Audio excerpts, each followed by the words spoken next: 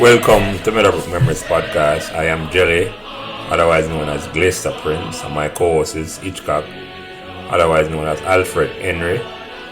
Our mission on this podcast series is to explore the stories behind the magic that was created at Meadowbrook. When over a span of 4 years, between 1982 and 1986, we saw the transformation of a small co-educational school with less than 1,200 students, 800 boys, 800 girls and 400 boys into a successful sports and scholastic champion, winning 7 major trophies, 3 Sunlight Cup, 2 Topping Cup, 1 Walker Cup and 1 Nutriment Shield. And to crown these achievements, Meadowbrook also produced 2 Rhodes Scholars, Cavell Creighton in 1987 and Andrea Wright in 1989, both graduates of Meadowbrook in 1983.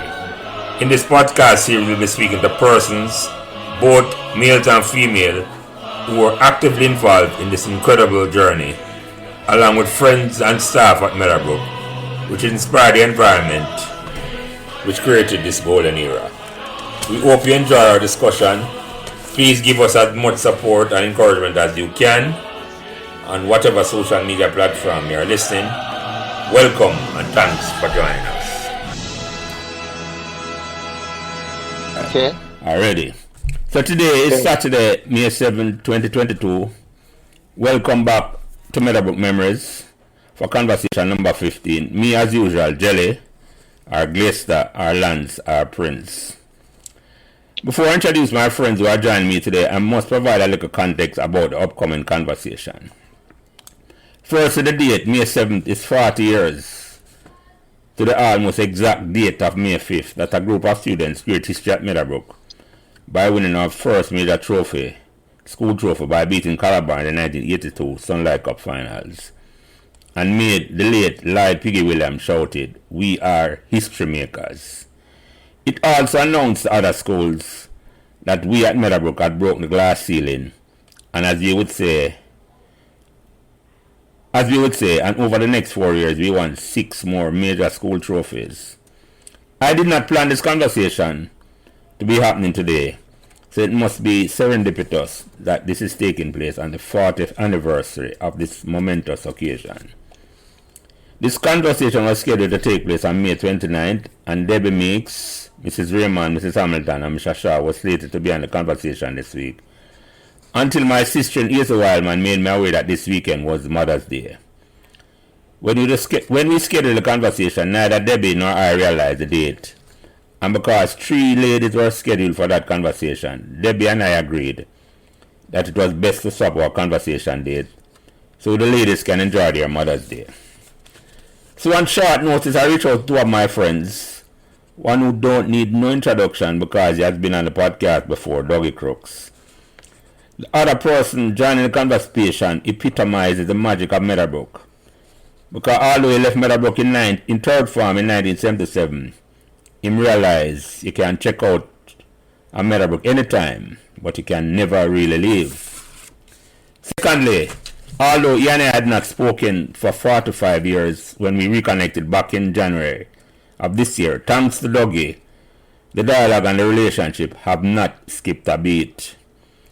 So when I call him yesterday on short notice and say I need a big favor, I want you to come join Dougie and me in our conversation so I can share my memories. Him never hesitate. So without further fanfare, I want to thank my 2 friends, Wayne, Froggy Fuller, and Douglas Crooks, in joining the conversation so I can share my memories. Wayne, welcome, and Dougie, welcome back. Wayne, introduce yourself first. Well, thank you, Glaister, for inviting me. Although short notice, boy, I couldn't say no, you know. And you are right, I left in 1977. But Meadowbrook is always with me, you know. But again, thank you. And Dougie? Well, gentlemen, good morning. Saturday, May 7th. Dougie Crooks here. Always willing to support everybody and my friends. You are one of my friends, and Meadowbrook is special. And you and I have been in touch with each other through up and down times for the last 48 to 50 years. And you are what I call an article friend, and therefore, always, whatever you ask me, I will always step up and assist. Yeah, man. So you take the show from here, Dougie, because you are the host today, and Froggy are the co-host, and I am the guest. So you go ahead and take it from there. Make an introduction, and then we take it from there. Okay. So, as we all know, today is Saturday, May 7th, 2022. Welcome to the podcast number 15. I am Dougie Crooks, as we said, and I have my good friend and co host Wayne Froggy Fuller, and we are interviewing Glaister Jelly Prince. We have on the line with us three great guys from Meadowbrook, and it is now Jelly's turn to face the music or the pace bowling, as we say. So he's a cricketer and he loves cricket. So today will be some bowling of pace and spin to him with regards to questions and just generally how we have made it this far. So, Lester Prince, what a wonderful surname. Just that name, the last name, conjures up something different. That's a different name. Glaister, you're a doyen, Doyen, a captain, a most respected person. You are always trying new businesses. I remember us 40 years ago coming down to Callback, minibus. If it's not minibus, it's patty business, it's biscuit business. You always are trying. Your life is punctuated by kindness, empathy, compassion, patience, preparation, and most of all, perseverance in everything you do. Because you wanted the podcast to happen today, and it did happen. So you persevere in everything you do. You are a man who, if someone gives you a cactus, you don't sit on it. You think. You're a critical thinker, Jelly. You look at every angle. You have shown by your actions and your decisions. You are a great father, grandfather, husband, an ultimate family man. Daddy to Kyle, a rancher, Tommy, and two grandkids. Xylo, grandson, Adeline, granddaughter. Xylo is dear to me because he's one day off from my birthday. He's the 21st of July and I'm the 22nd. You were raised by two wonderful parents. May they rest in peace. Lily Prince, Sister Lily, and I call him Sir Prince, which is Tommy Prince. You wrote a memoir about Meadowbrook, the golden years, and I know cricket is very dear to your heart. And the team that broke the glass ceiling and started a dynasty of success that created three Sunlight Cup champions, one Walker Cup champion, one Tapping Cup, and all within a 4 year span of 82 to 86. You were an integral part of shaping that team, captaining that team, guiding the players, having the camaraderie, and showing good leadership during those school years, good stewardship, good listening skills. And of course, we had the other magic to that equation, Mr. Beckford, the Dread, Rory, all the other folks that factored into that. So, this is a really special occasion. And I remember when I toasted you, because you and I have gone back so far. And I remember when I toasted you at your wedding, we know everybody calls you affectionately Jelly. And I remember that night so well where I told you that the jelly approach was not going to work on the wedding night. You would need to have a strong backbone for that night. And I see evidently you listened and you now have three grown, beautiful children. So there was no jelly work that night. There was good, solid back work from a wonderful wife, Angela, and yourself. We have mutual respect for each other, Jelly. We are honest with each other, and you are what I call a article friend. Real talk, no 6 for 9, as we say in Jamaica. You know, when you turn a six upside down and it's a nine, there is none of that between us. And we have stayed in touch, and there's ultimate respect. So, my friend, I introduce you as someone that has always been trying, never give up, never relent. So, this is how I feel about you. And if you give me a time when it is right, I would like to say a little bit about Mother's Day and our mothers. So I turn it over to you now to respond and tell me when you want me to touch base with the Mother's Day, because this is a fluid conversation, right? No, no, we can start off with the Mother's Day thing right away because I want to tell you one other thing we none of know aware of because today is also my wife's birthday. Oh, wow. Believe it or not. So go ahead and make your Mother's Day thing because that is appropriate. My mother not here, but my Right? wife is a wonderful mother. So and for all the mothers that are listen this, respect to all of them. So I say to your Sure. wife Nesta and to all of the mothers them by listening this and your mother who's still alive who might be able to listen this when she get a chance. But yeah, go ahead, doggy. So I will say, in honor of our mothers, Froggy's mom, my mom, your mom, the moms that are still alive, that we treasure their memories, because without our mothers, we are no one. They're the ones who brought us here. They saw us first. They're the ones who made this all possible.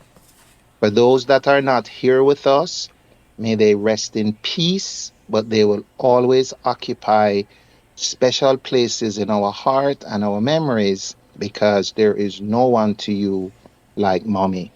So let us talk about why we're here today. Because if it wasn't for Lily Mae Prince, Lance wouldn't be here today. So let me say a few words about her with regards to Mother's Day and Lily Prince. Sunrise May 15th, almost 87, almost 93 years ago, Lily Prince came into this world, and she sunsetted on August the 19th. So let the memory of Lily be with us forever, especially as we think about our mothers. The marriage with Mr. Prince Thomas produced four wonderful children: Dawn, Bibi, Patrick, Lance, and the family expanded. Sir Prince, who I call Thomas, passed on in 1994. He was a most respected man. I had a friend that worked at JBC, and he said there's this man by the name of Mr. Prince, and he's in charge of the stores and inventory. And he and I went to UWI together, and I said, I wonder if that's Glaister's Jelly's dad.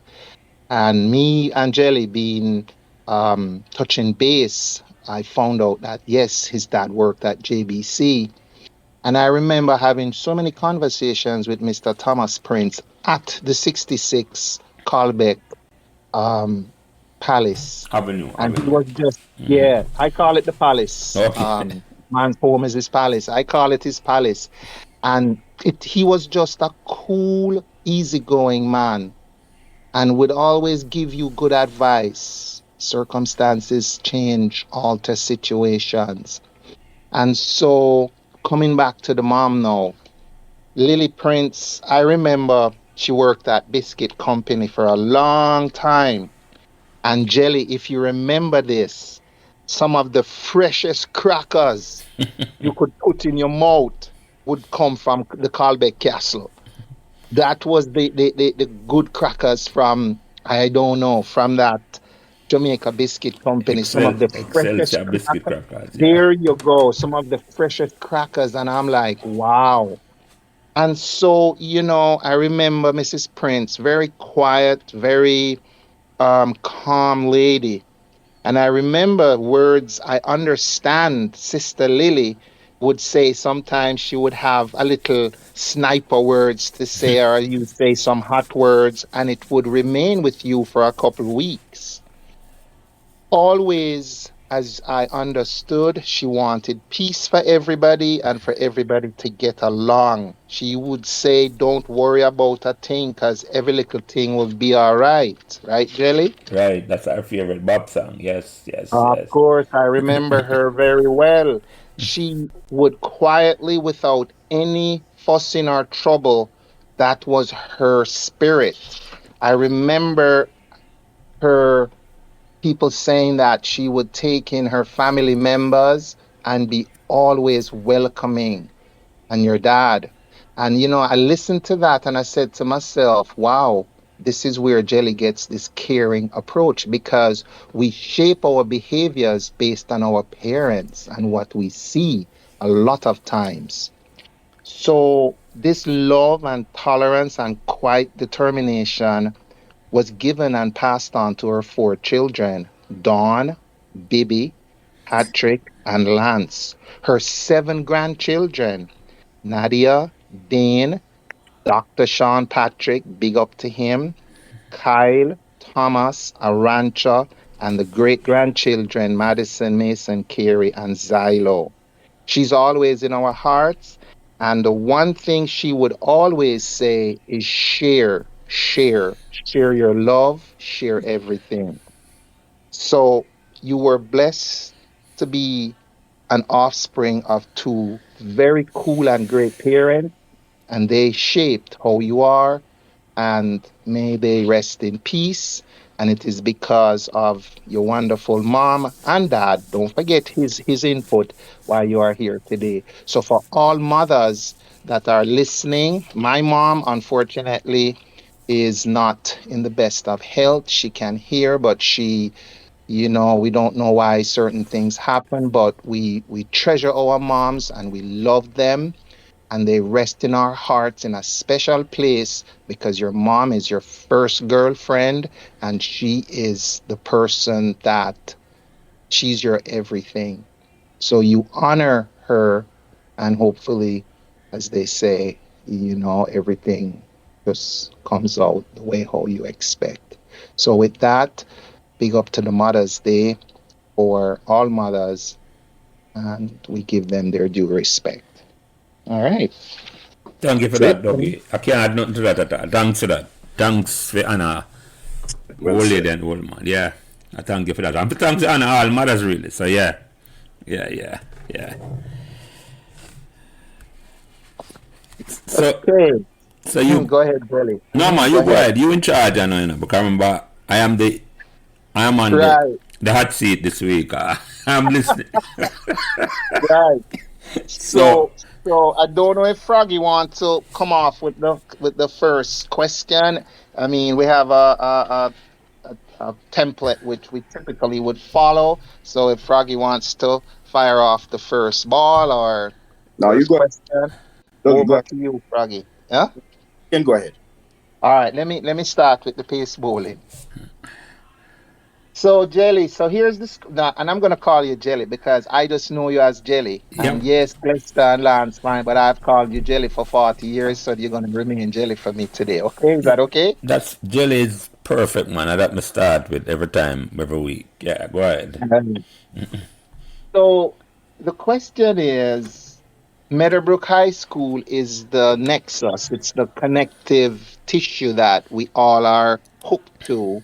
That's where we all met each other. That's where all of the magic started in our lives. That's where we were cocooned, and that's where we came from in terms of how we all have some connectivity. So, how did you come to be associated with Meadowbrook High School? Did you choose that school? Did that school choose you? Were you sent there from another? How did you end up at Meadowbrook? So the question is, did you choose Meadowbrook or did Meadowbrook choose you? Well, Go ahead now, sir. well, for me that was easy, Meadowbrook, me choose Meadowbrook. I want to think about that question, me ask and me I say, me I think back and I say, did I put Meadowbrook on Meadowbrook when I met the choice of common entrance? And I said, no, it wasn't so bad. But Meadowbrook was my first choice. And my second choice was Camperdown, because my sister did go to Camperdown. Because we used to live at Raytown. And my sister passed common entrance to Camperdown sometime in the 60s. But when we moved from a Pembroke, she get a transfer to Merle Grove. She never even started Camperdown. So Camperdown was my second choice. But I picked Meadowbrook because my other sister, Claudette, or Bibi as me call her, go Meadowbrook before me.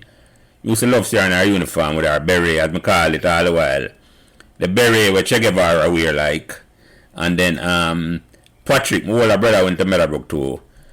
So Meadowbrook was my first choice over and over. I couldn't think of going nowhere but Meadowbrook. And also, people live in a Pembroke just down the road from me. My sister used to get a ride from a man live just down the road. And you can know this man, Dougie. Mr. Nicholson. That's Joe Nicholson's father. And at the time, Joe never started going to school yet. Joe is a little younger than me. But she have an older brother, Douglas. He used to go to Meadowbrook. And Nelly was a year right away.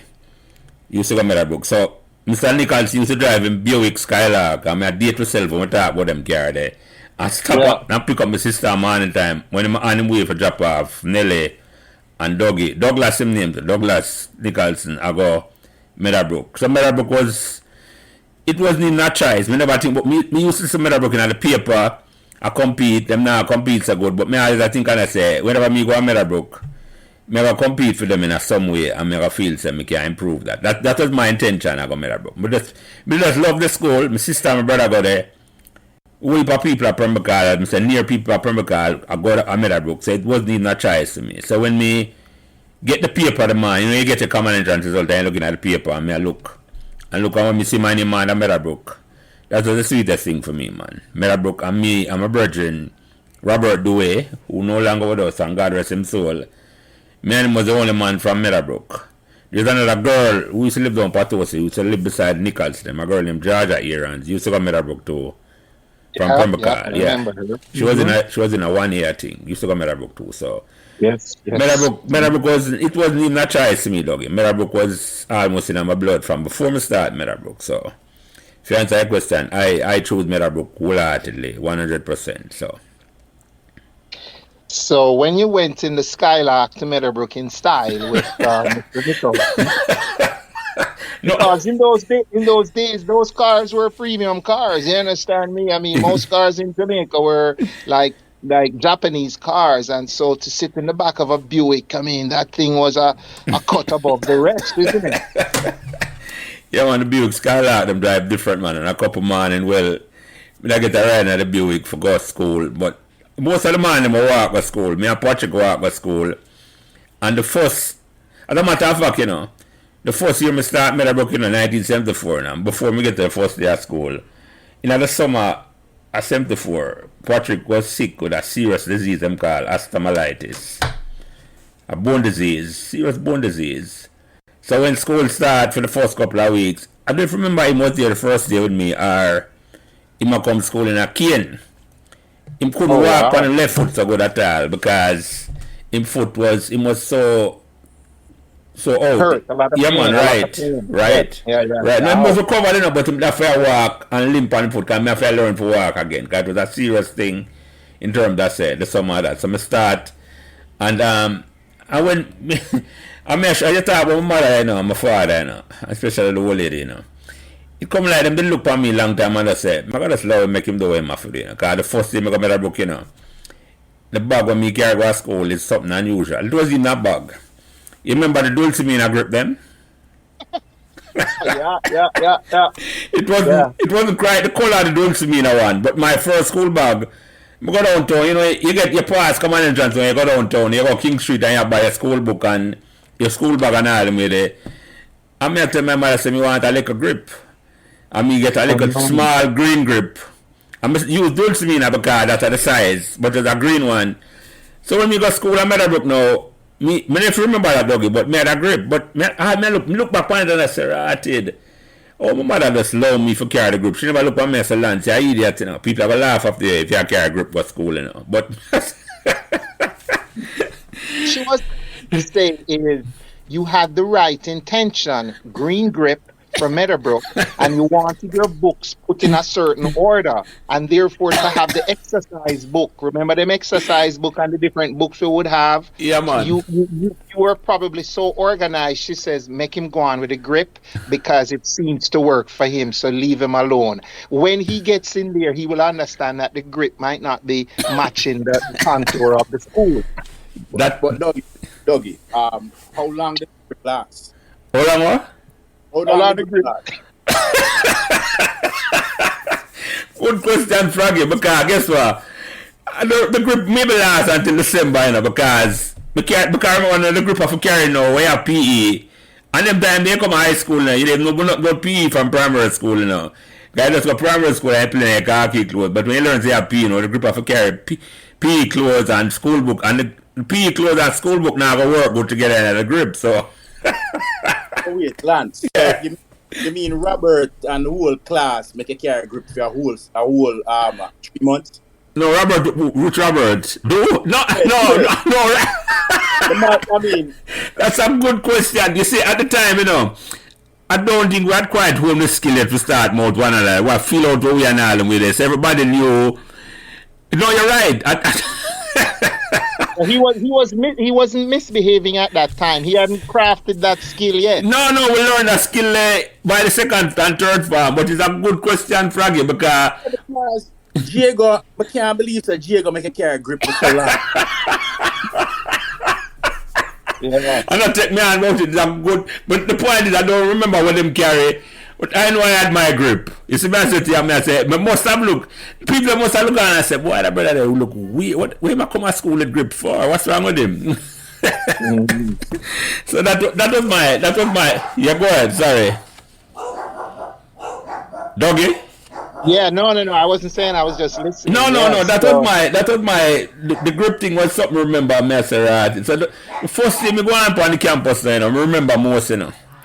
Cause by the time I go now, Mr. Patrick was sick, but I think he must come in at school, see me. But I remember about Meadowbrook going on the first day, you know. Before me even going to the classroom, the classroom, you know, I'm look on the willow tree them, and there was no wall at Meadowbrook like a wall, no. It was like just the willow tree and the willow tree them whistle when you hear the breeze blow, and the place was green and lush. And when you walk into the classroom and you look around, as you Stuggy, and it's afterwards, and a man at me said 2 girls to 1 boy. And I said that's why maybe end up I love Meadowbrook so much, because you're surrounded by girls and your eye just a dazzle, man. I said, right, it's like a dream that's come true, man. You look around and you say, okay, me land in heaven. I said the amount of girls. It's not a school. It felt like camp, some kind of summer camp. Yeah. And only family around you, I'd say, it's like, kind of in our class, you know, our classroom, 1B, Froggy, remember, you had Eda and Sophia Anderson in our class. It's like everybody, it's like you don't walk in a Meadowbrook for 2 or 3 minutes and don't see somebody with a sister. You had Janice Churchill in our class and our brother Courtney in another class. You had, I try to remember the brother and sister them we just know off at the top of me. You have Bruce Lindo and then have my brother Gary Lindo. You follow me I said to you? Yeah. It was a closely knit. Yeah, man, you had Patrick Taylor, and then you have his sister in a second form, Peaches, who both in name and looks was like a Peaches, right? So she was a peach to look at. Yeah, exactly. Yes. Exactly. So you go Meadowbrook now, you're surrounded by family, and it's like you always see some family member. And I'll be telling you, the Nicholson them was there from Patosi, Promocal, and them there Meadowbrook see me. So, and the more you get on, I realize is that we a family member there Meadowbrook, man. Wally is like a family school in a sense. But yeah. So remember my brother Diego, Lenward. The first thing I remember about Diego, you know, was that, you know, when you go to school and I ask about your name, and for call out your name, Diego call out the whole of name, and I say, right, they have a man have a name longer than mine. Because my name is Glaister Oral Landstad. And when Diego call out his name, Diego was Leonard Raymond St. Albin, and I say, right, Johnson, and I say, yes, this man have beat me. Because Yeah. He had a unique name, because I remember when we were doing O levels and the examiner called out his name, a lot of people were laughing, saying, "How long is he going to take to finish that sentence?" Diego was awesome at just working in Meadowbrook there, and he also had a family there too Exactly, and I because want a brother. he had a younger Exactly, son. exactly. The Yes, original yes, Jago. Exactly, exactly. yes, yeah. So it Exactly. So was a you go to school and it's like it felt familiar. Let me use that word. It's like yes, sir.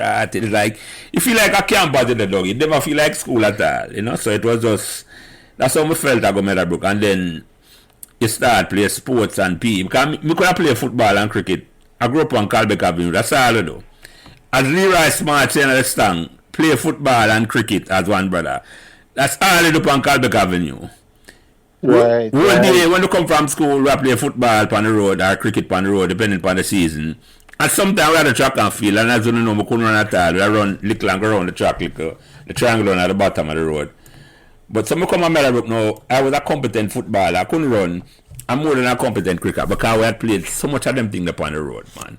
So much scrimmage right. upon the road and so much football, cricket upon the road is like, it was amazing.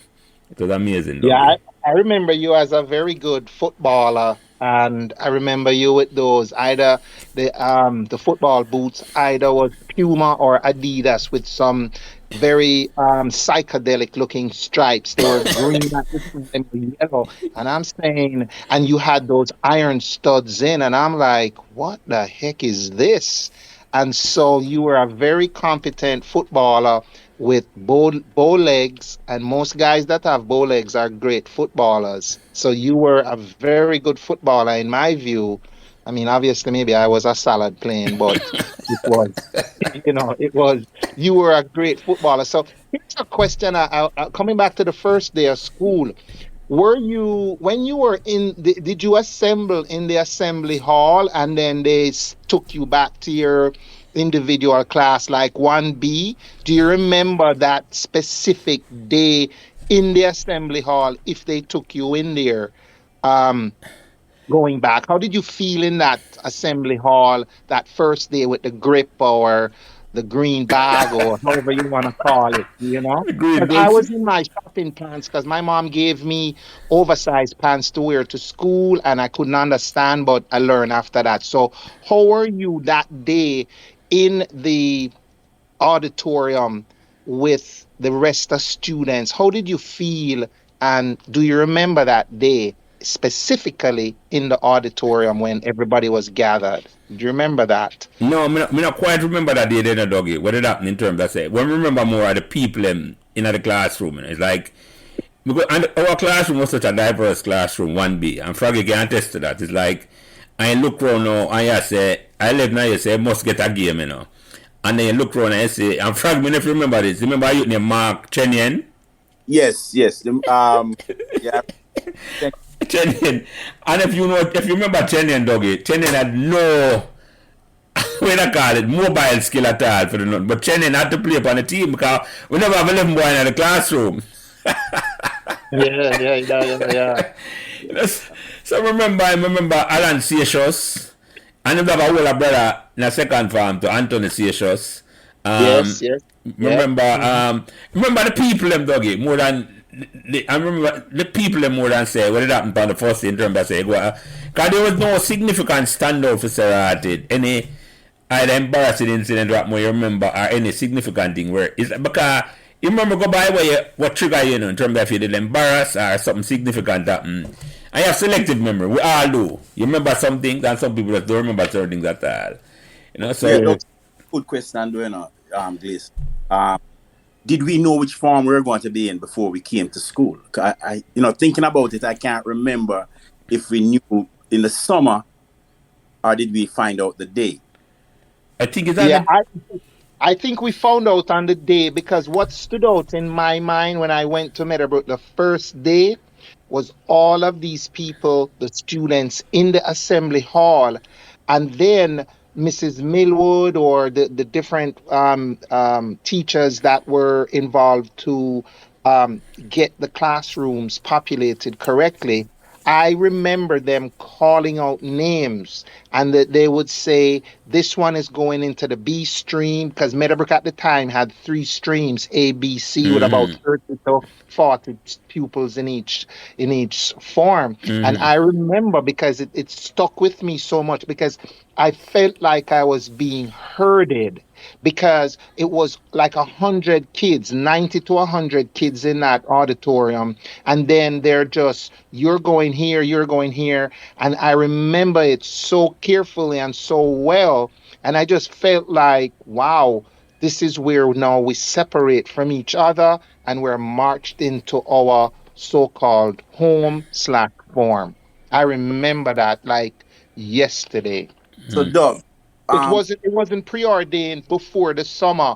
They did it while, I think what they did is looked at the results of the kids, and see who passed the thing, and where, and then they put them in the grades at that day. They had already done their homework, is what I thought. so all the first farmers were in the auditorium at that time. Yes, yes. They, Oh, everybody went in, because they couldn't meet us at the gate to say. So I remember all of us inside there, and then they said, "You're going off into this. Follow this person," and they did it like that. And in the auditorium, and it was overwhelming for me, because it was like, oh my gosh, this is because when you see 90 students who you have never seen in your life, most of them, it's like, wow, this is like a school, a sea of people, right? Mm-hmm. I don't quite Mhm. remember that because all I remember was you call Miss Millwood name. I think she was our farm teacher, Miss Miller. Yes, Miss Miller. Millwood, yes. right? And she was like a lady with most of the teachers. It was like a motherly touch. You felt like, and she had a daughter in the first farm too, and they also had, she had an older sister. Again, every time you call somebody, you say, yeah, she had an older sister or older brother, yeah. Forget her daughter was in at the A stream, doggy. But yeah, I don't Yeah, quite, Eleanor. There was Eleanor and Denise, Denise. and, Denise and Eleanor. I think or is the mom's name Eleanor? no, it's Elena, Denise, and then there's one other one. I forget the name, but they call them the other day, pan. The three of them. So, Yeah, her husband was a very prominent pastor in Jamaica. yeah, yeah. I didn't know Yeah, that. I didn't know that. So, yeah, yeah. she taught me math, and she was a very nice Yeah, she person. teach me well. She was a nice teacher. I love her. I like her because she was the teacher that never make intimidate you at all. I Meadowbrook. That was the main thing. You never feel like you never felt Uh, intimidated. Yeah, you allowed for yes, yes. I felt intimidated by some teachers like Mr. Gooden and Mr. Grant. When Mr. Gooden would say, "Is that chicken on your mouth, or what is it that you don't understand?" Mr. Gooden used to say, he would intimidate me, because he would say things like "Doug" and to the classroom when he was teaching math.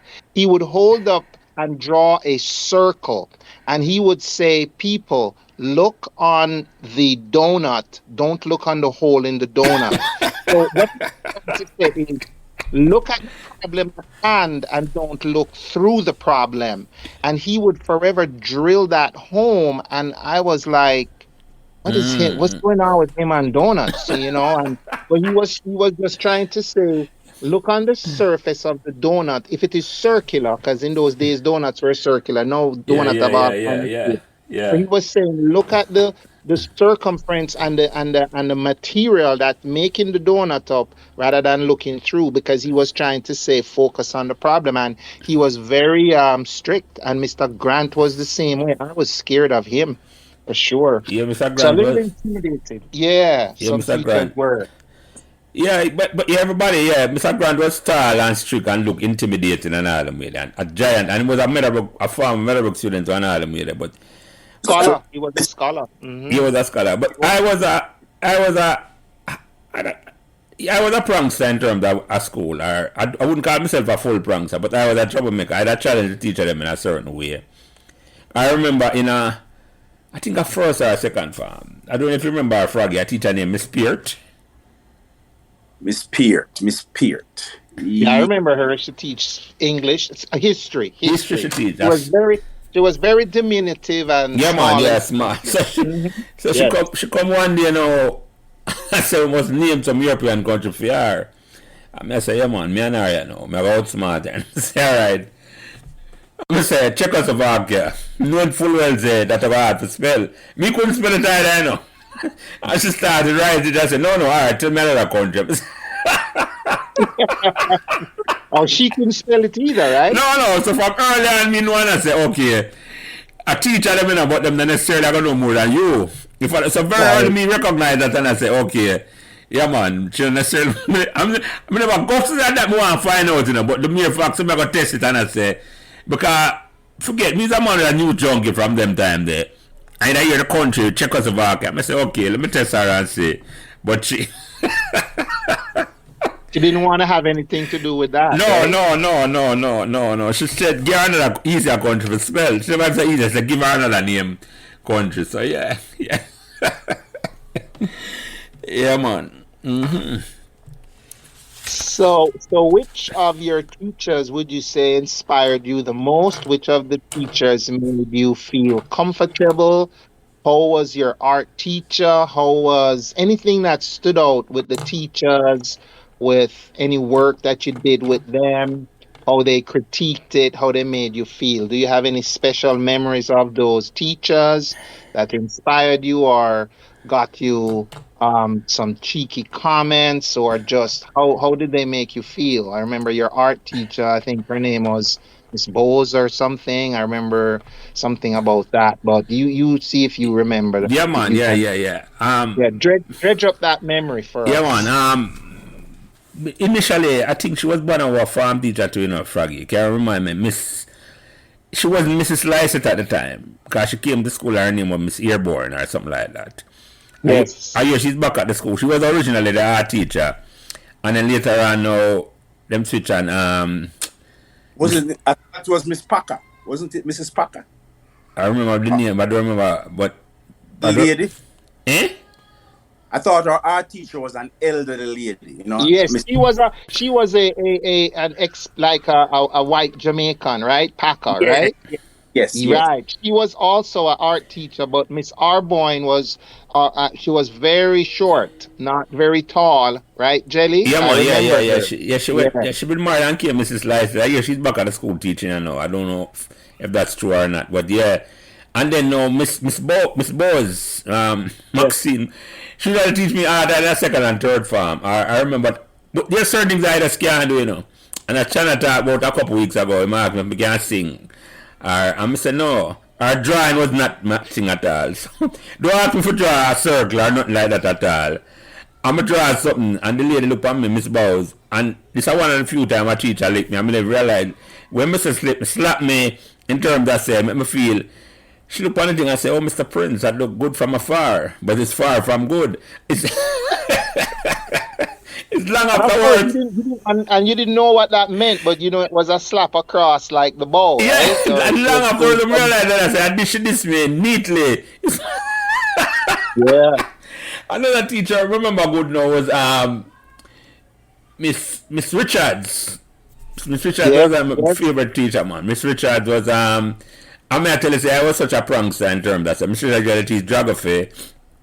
And yes, a good looking lady. Yeah, man, yeah. But lady, yes, I remember her. But yeah. if I remember, but I remember Miss Richards bring up she bring up, and even at that age now, you have to think about certain things as a young boy. Miss Richards bring up warm front and cold front.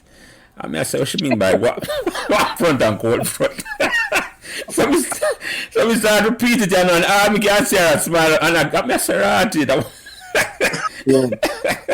She was a weather she was a weather guru. Yes, she was a weather physicist. Yeah, but me I play per word and I say I mean warm front and cold front because as yeah. As a young boy, your mind straight and all of them, but she take it in a good stride and all fun, and that was the magic in terms of Meadowbrook and in terms of say the teacher them. Another teacher remember, and an incident remember good, you know, and she'll come up later on upon this memory thing, yeah. Meadowbrook memories, you know. A teacher named Miss Brown, that before she got married, named Mrs. Nelson. She had to teach Spanish, right? Yeah, I remember her. She had to teach Spanish. And I don't know if Frank remember this, you know. I'm going to tell the story I know. At 12 years old, you know, your testosterone I get increased by, you know. And you can't carry, you know them book there where you have to hide in a brown paper bag. Them youth you never understand what I talk about. You can't carry them book to come to school, you know. Because you want to see naked female flesh. But if you can't come to school, you get kicked out of school. So me find a pen. You get a caning, and plus a caning on top of that. Yeah, exactly. And now Mr. Prince, I go give you another caning. So it's like the mask that so well. No, my mother gonna beat me. My father probably gonna beat me. But an incident happened now. I feel like I think about it recently. I say, Miss Brown should name at the time, you know. So I have a pen in the classroom, Froggy. And it's one of them pen when you turn it upside down, the girl you can't see the naked picture of the woman. So me, I have to spend a Spanish class and do ask me not about Spanish. Spanish was a foreign language to me. It is a foreign language to me still, because I never learned not like that at primary where I come from. And she teach Spanish in the classroom. So me I said, I need something that in myself. So me carry the pen come at school now, Froggy. And me I turn the pen upside down and I look, and me I share it with the man beside me, share it with CSS, I share it with. So I come around and see me with the pen. I should have taken the pen from me and I said, right, this I know. I mean, I think say she could have one of three things, you know. She could have taken it and embarrassed me in front of the classroom, you know. And say, what a pervert. Look on him and look on this and him should have learned. She could have carried me go Mr. Tab. Or she could have called my parents. And she did none of that at all. She just confiscated the pen. And I never hear nothing more about the pen at all. Nothing at all more. About the pen. No, she talking about the pen. Did she take the pen home, or whatever became of that pen? When I talked to her in a couple of weeks, I will ask her that. I don't know if she remember, but Froggy, you remember that pen there? Yeah, man. I remember it. I remember that, of course. You do kind of things every day at school. So those are some of the things. The other thing that I remember about you and Diego was the transistor radio. Really? Yeah. How did that come remember that, Froggy? Yeah. Fill us in there, Froggy. Oh, with the transistor radio, when cricket, because Diego and Lance, big cricketers, them love it. Yes, so whenever them have test cricket, yes, would have a transistor radio, right? And they would have it on them desk, and everybody would know that them have it. Well, all the guys, even some of the girls, but nobody would say anything because everybody wanted to know the score, because that's the only way we can keep abreast of what's going on. So that's what I remember. One of the big things I remember about you and Diego, Yeah, and for the people, them have to understand that transistor radio is like what cell phone is today. That was what I mean to hear what go on. Your cell phone, you can click and see the score right away instantaneously. But yeah, Frankie, I remember that, man. I have to carry my transistor radio come at school, man, because I can't listen either. If a shell shield match I play or a test match I play, I have to hear the ball by ball commentary. So I remember that. And surprising that the teachers didn't figure it out, because you would transmit the score to, say, whoever was behind you, and it would just, get round the class. Everybody said, those are the things that I remember. Yeah, man, I remember that, man. So Jelly, here's a question I have. When did it get to the point where Jago, yourself, and Duet would somehow be able to say things to other classmates, and they would be almost afraid to do certain things? Because I remember the word excitement, and they used to call one of you excitement. I believe it was Robert. Mm-hmm. What was the connection between that and the mouthing? Was that a defense mechanism? Was it because you guys couldn't fight or didn't want to fight? What was all that mouthing about that became Moutamachi excitement, whatever? How did that come together? It was like a teasing, Tell us about that. I think you're right about that, Say, I know I couldn't fight at all. I know I could not fight for save my life.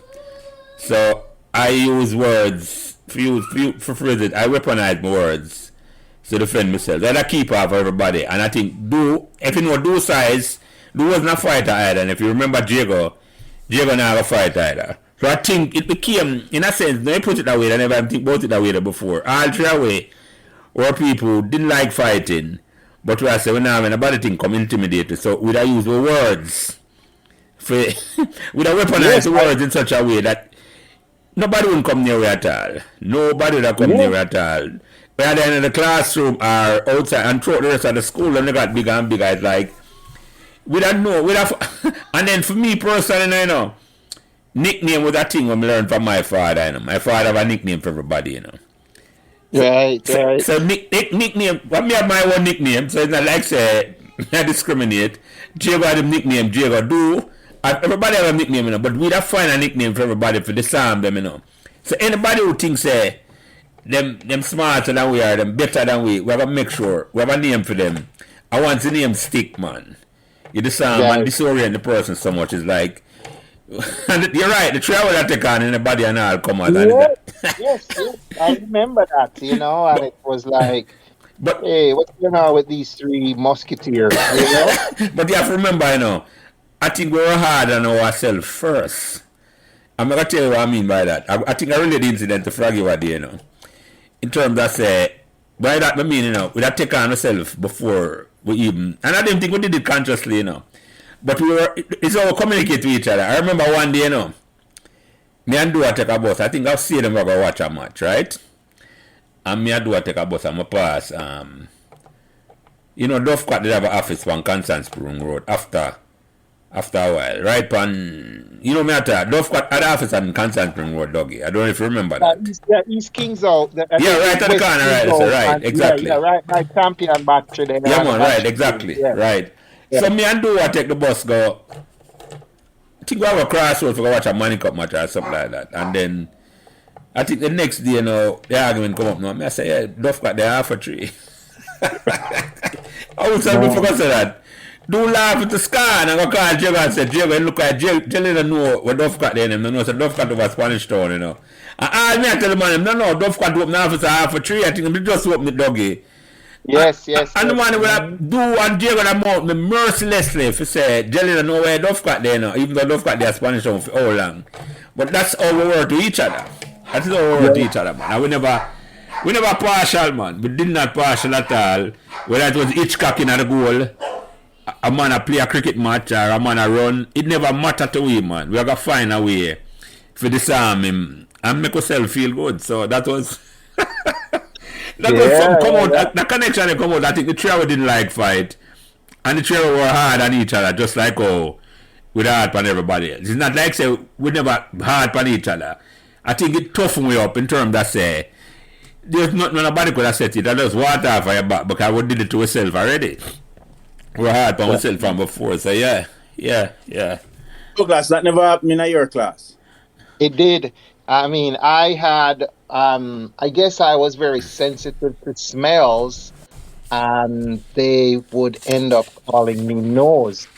And I'm like, I could never get that off of me. You remember Oswald Hilton? So Oswald Hilton came from, I think, St. Mary's High, or And he came to Meadowbrook, and he and I became quite close yeah, friends. man, I remember And that. Yeah. I got that name Nose, and it was because I was so sensitive to smells in the classroom, and I guess I would say certain things about, what aromas I smelled, whatever they were, and they ended up calling me nose, and I just couldn't get it off.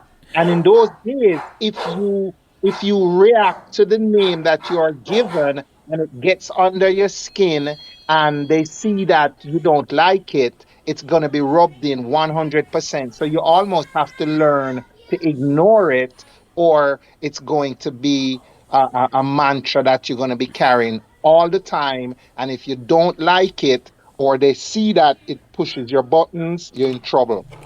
So Exactly you right. either smile with it or just ignore it and play the game. So I, I didn't really like the name Nose for me, but it was true because it was something that you were always talking about.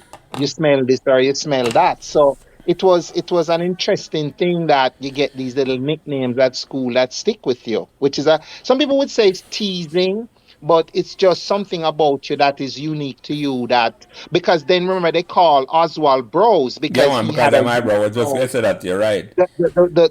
his both of his eyebrows met in the he had a He had singular a bushy eyebrow. Yeah, yeah, yeah, yeah, yes, yeah, yeah, yes, yeah, yes, yeah, yes, yeah, yes. yeah, And yeah, so, yeah. these things stuck. So Well, I remember that. So what now? Tell us what happened down at Bottomfield one day. I remember you at Bottomfield and we were playing football and something embarrassing happened there. At least I thought it was embarrassing and that you may no longer attend Meadowbrook, but something happened where someone pinched you on the ear. I mean, how did that go? Explain that to yeah, us.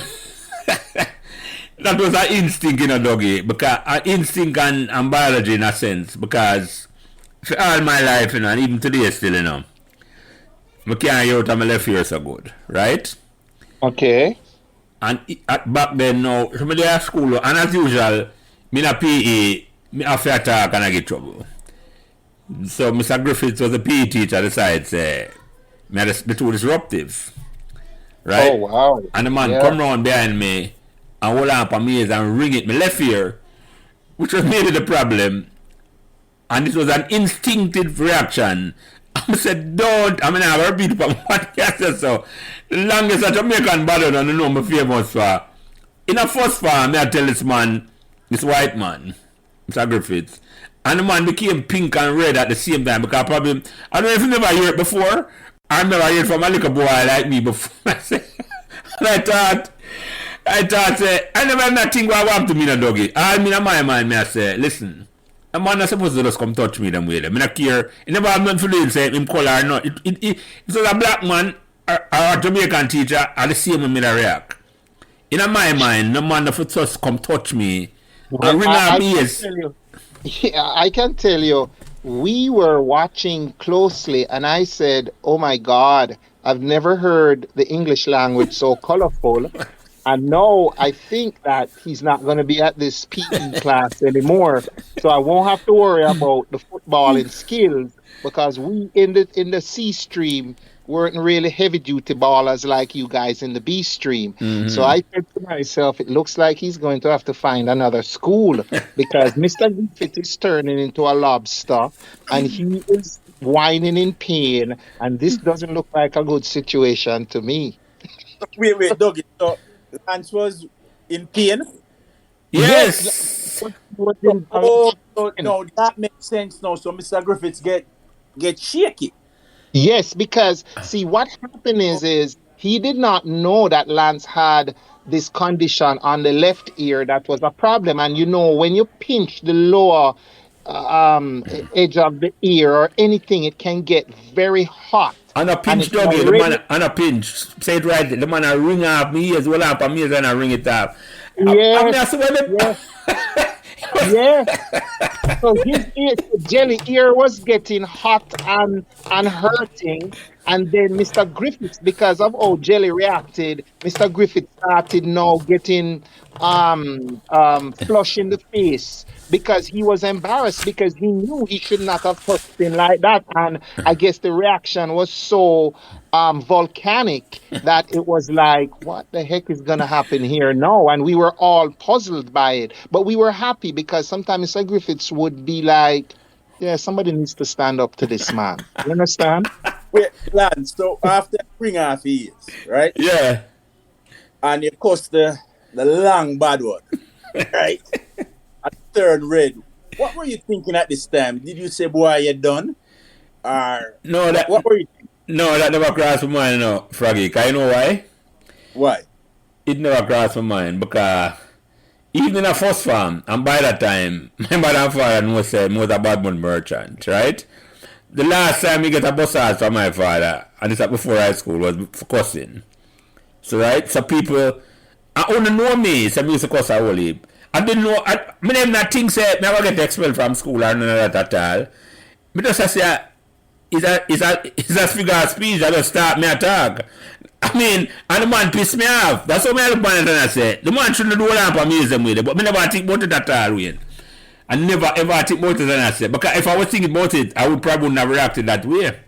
And him probably never think, because I said something there in a dog very important, And I just don't realize that why it never going no further, because I It was abuse. Yeah, it was yes, abuse. yes, yes. I would have had a legitimate claim to say him really, and he would not know who my parents was. My mother and father not come over the school come argue nobody, but he wouldn't have known Sarah did, because what he did was cross the line. He crossed the Yes. line a certain way, and then me cross the line too. Like him as me left the But side. really, if coach defines the coach never come from abroad, same as a Jamaican coach, you feel same would I feel the same way? That's a good question, Wayne. That's a really good question, Me don't know. Maybe not. Maybe not. Maybe the Jamaican coach will tell me back some cloth and drape me up. Yeah. You'd be like, what? We are talking about maybe Wayne. But I don't know. But the fact say him come from abroad and the fact say him literally physically hurt me in a way where probably never realized him gonna hurt me that way there. You see me I You said know, to you? coach was a cricket coach. Like say it was Becky. You could have talked to Becky them kind of way. No, I couldn't talk to Becky. But you see Becky them and Becky I'm not saying to you, Mr. Beckford. Mr. Beckford and me never have him start a relationship there. The point is, it never, as Dougie say, Mr. Griffith to the girl and it's like, me use physical punishment to get you for the things, Mr. Beckford or Mr. Year and we'll come to them, Because Dougie have been question them. Never communicate to one of them with them, man. Them never have to.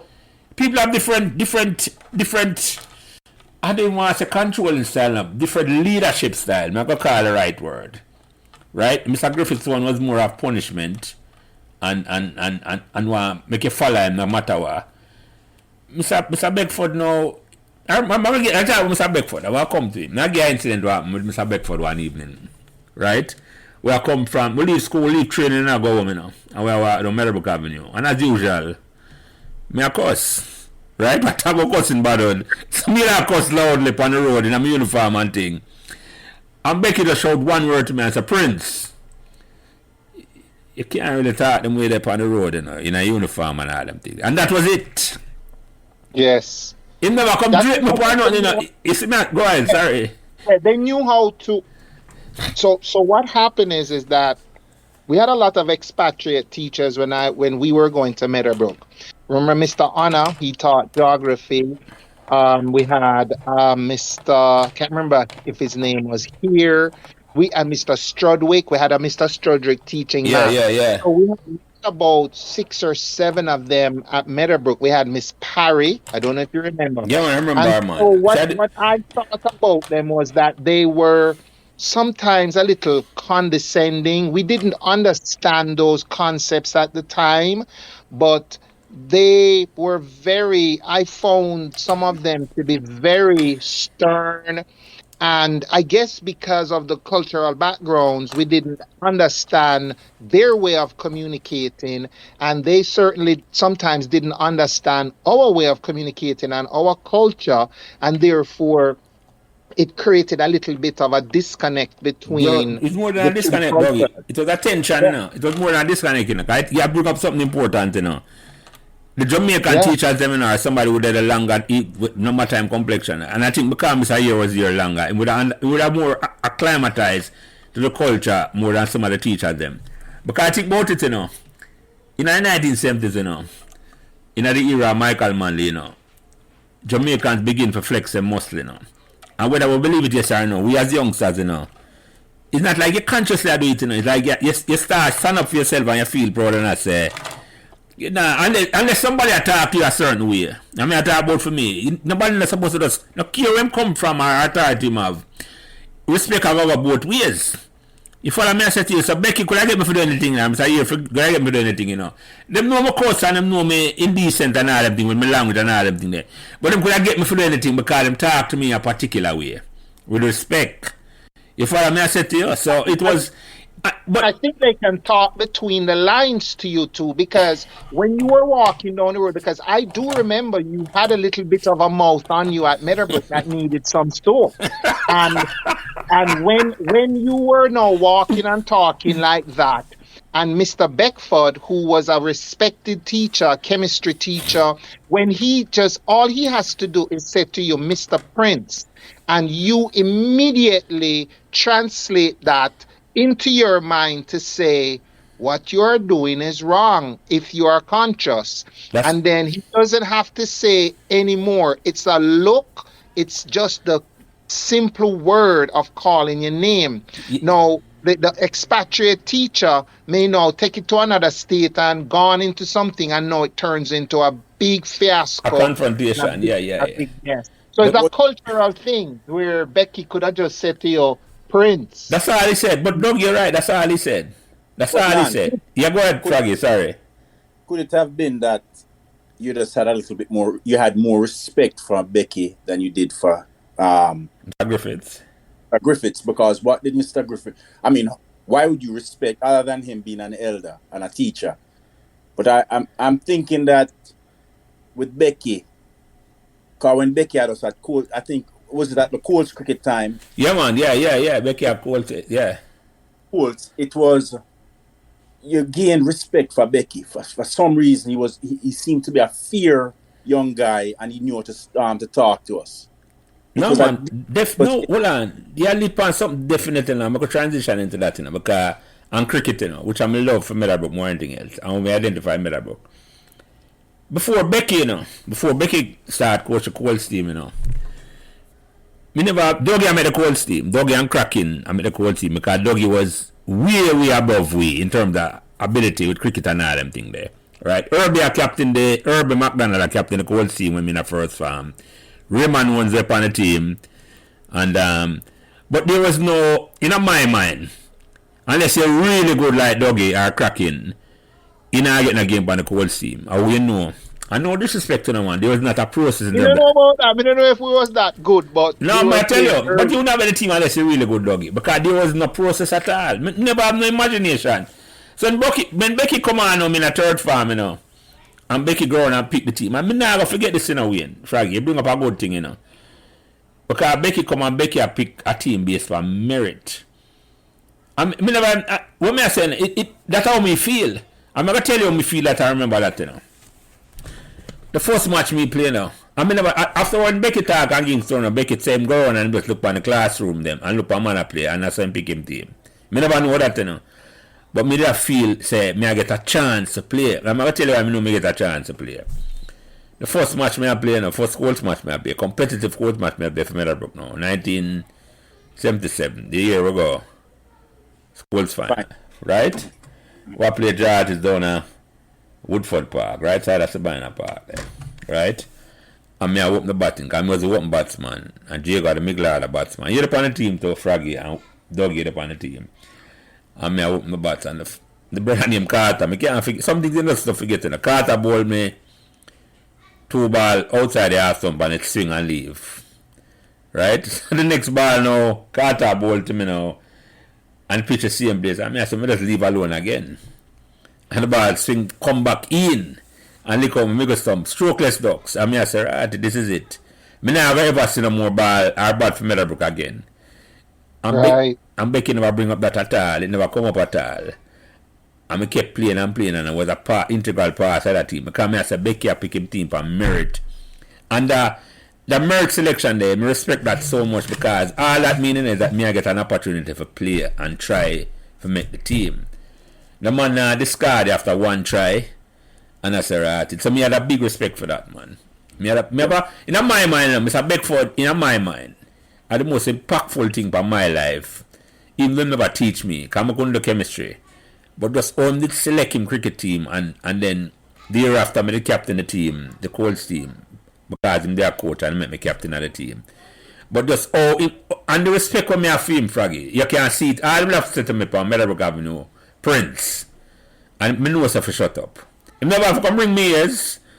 All you have to say, because the respect was there.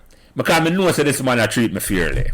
And that's the key, you know. You know say this man a treat you. And unless me alone him a treat fairly. Everybody around him a treat fairly. You follow me I say to you. And that made a big impact on me in terms of say. Because that's all me want. All me want, me don't want a special treatment.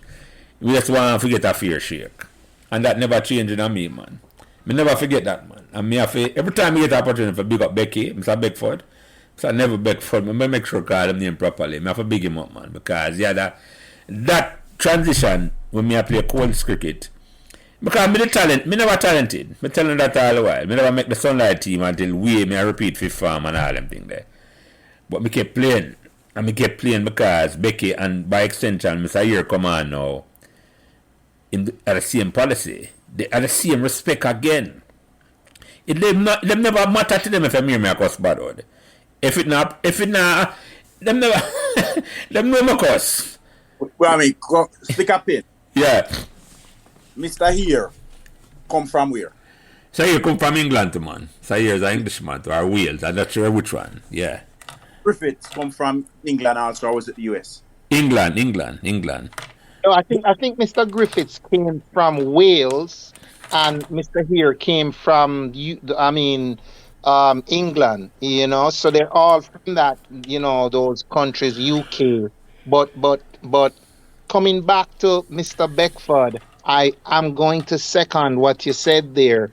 I respected Mr. Beckford, and I really liked him. He helped to shape how I think about things. He came to teach chemistry. Remember him with those green glasses. And I remember he was a heavy smoker. And I would remember his fingers so yellow with the nicotine. And I'm like, wow.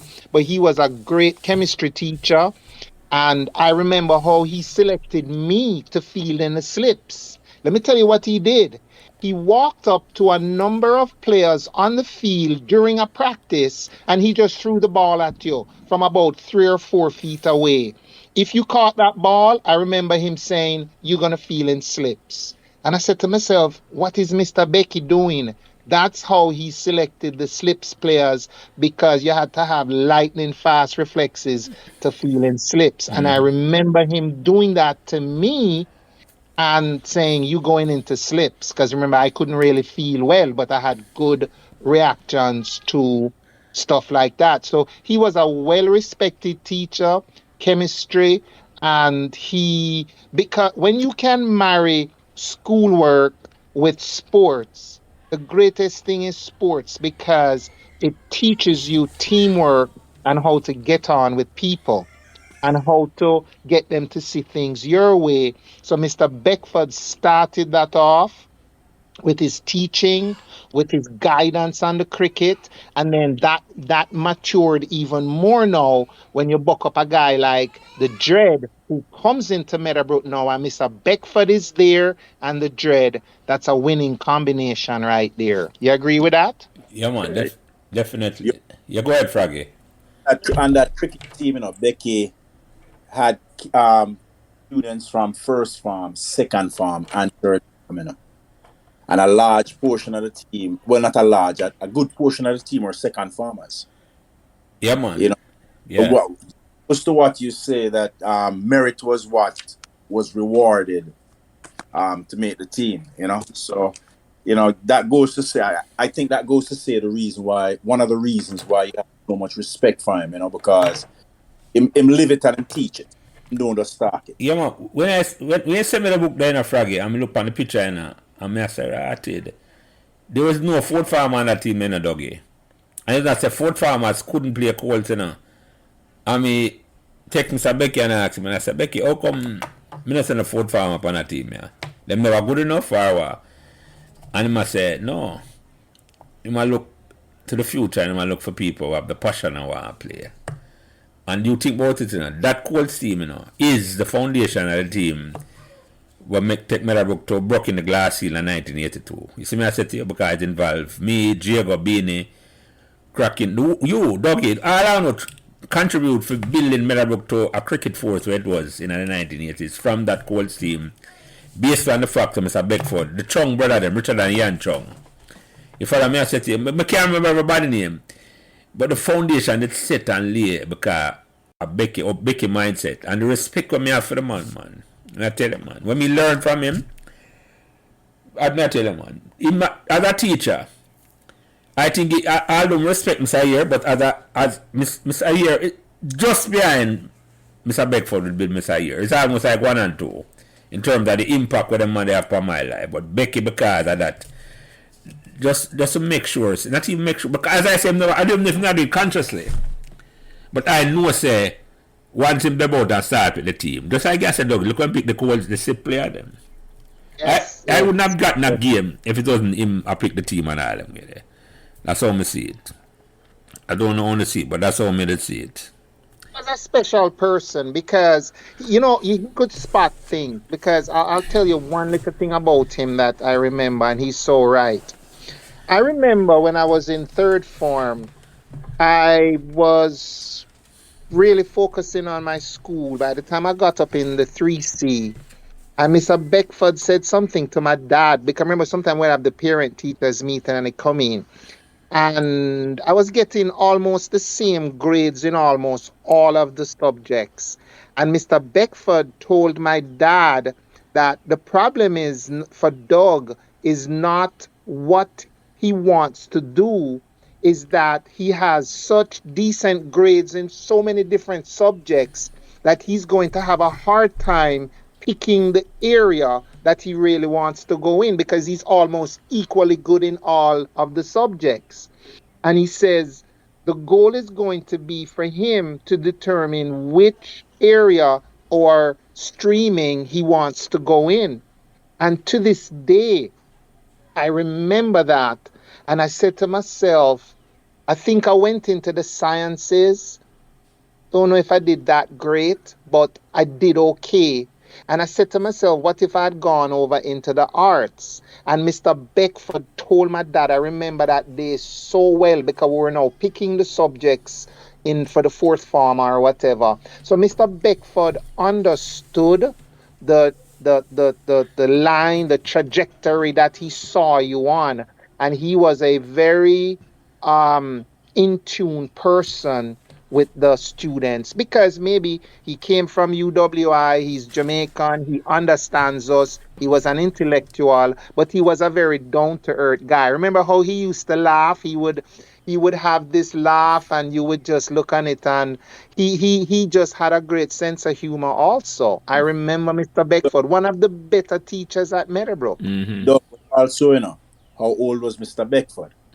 True. He was younger to us. I don't know if he was younger. How he was probably in his 20s, late 20s. Same time there, but it was like a bigger brother than Wayne. You're right. Yeah. I don't think he was that old, like a Mr. Griffiths. Most of the teachers, them, the Jamaican teachers them at the time were like bigger brothers or sisters to us, and it make a big difference. Mr. Beckford is like a bigger brother to you. You're right. Can probably just leave you away, at the same time. Yeah. So he was a heavy-handed teacher. No. No, Lance, quick question. You know what, before I forget to ask. Which was your favorite sport coming into Meadowbrook? Was it cricket or football? Good question, Froggy. Good question to Ratted. No, it was good question. Because it was hard to choose. It's hard to choose, Because I know I could have played football good, Skillful with the ball. I follow World Cup football. I follow football because I grew up in a Permacal. And Permacal was a football community. Permacal win minor league in the 1960s. I think the first minor league we ever played, a Permacal win it. Permacal had the strongest minor corner league competition in Jamaica in the early 1970s. When you go watch corner league at Permacal, like a major league match you watch, or even a national league match with the crowd around at the bus stop at Permacal. So I watch football, and I love football. But I play more football than cricket now. Love, because that's how the game was. Football is easier to play. You have to have bottom ball with cricket. You have broke window with cricket and all them way there. Right? Yeah. So I come to Meadowbrook now, but I think what turned for me, what changed for me in terms of with cricket, I'm in love for cricket, And you say it earlier, I was listening to the ball by ball commentary. I'm falling in love with cricket in such a way. I listen to cricket from down under. It changed. Got to Meadowbrook. Yeah, man, it changed when it got to Meadowbrook, man. Because I'm going to tell you what changed me in terms of how I look on cricket compared to football. I'm beginning to love cricket more than football. Apart from the fact, say, two things. Physical ability. I know, say, I couldn't run. Right? That wasn't... I was never going to get fit. But time out, man. Yeah. But back in those days, there wasn't a lot of running. Wasn't a lot of running. It is later on in life when football had a ton load of running. No, He's the no, kind of ball feet. not for you, Frankie, but not for me. Running to me meaning it's like I have a bus. You know, when I run, I have a outer breath. So not just running alone, you know. I run out of breath, I play the football, you know. Because once me run the football pitch one time, you know, you can't, nobody ask me to run back, you know. So I never get fit, you know. I couldn't, it's not only speed alone, Wayne. I never have stamina. I'm realizing now when you play cricket, you don't have to have no stamina. Hey, Jelly, make a dog start running down to clear your in a run. That's a different thing, doggy. We get bite by a dog. I'm Oh, basic school. you run for your life. No, I'm never smart enough to run. My friend run left me, I'm never smart enough to run. So, the running thing I mean, you know, but I'm only skillful enough to play. I think if Meadowbrook have a scrimmage competition and them competition, not even then, because you have to play, so you have a non-stop running away. Non-stop. Whereas cricket now, you get a chance to rest and... But may I tell you, I read a book, you know, right? I read and change your life and your imagination, you know. One man has always have only a book round me a permit card, you know, right?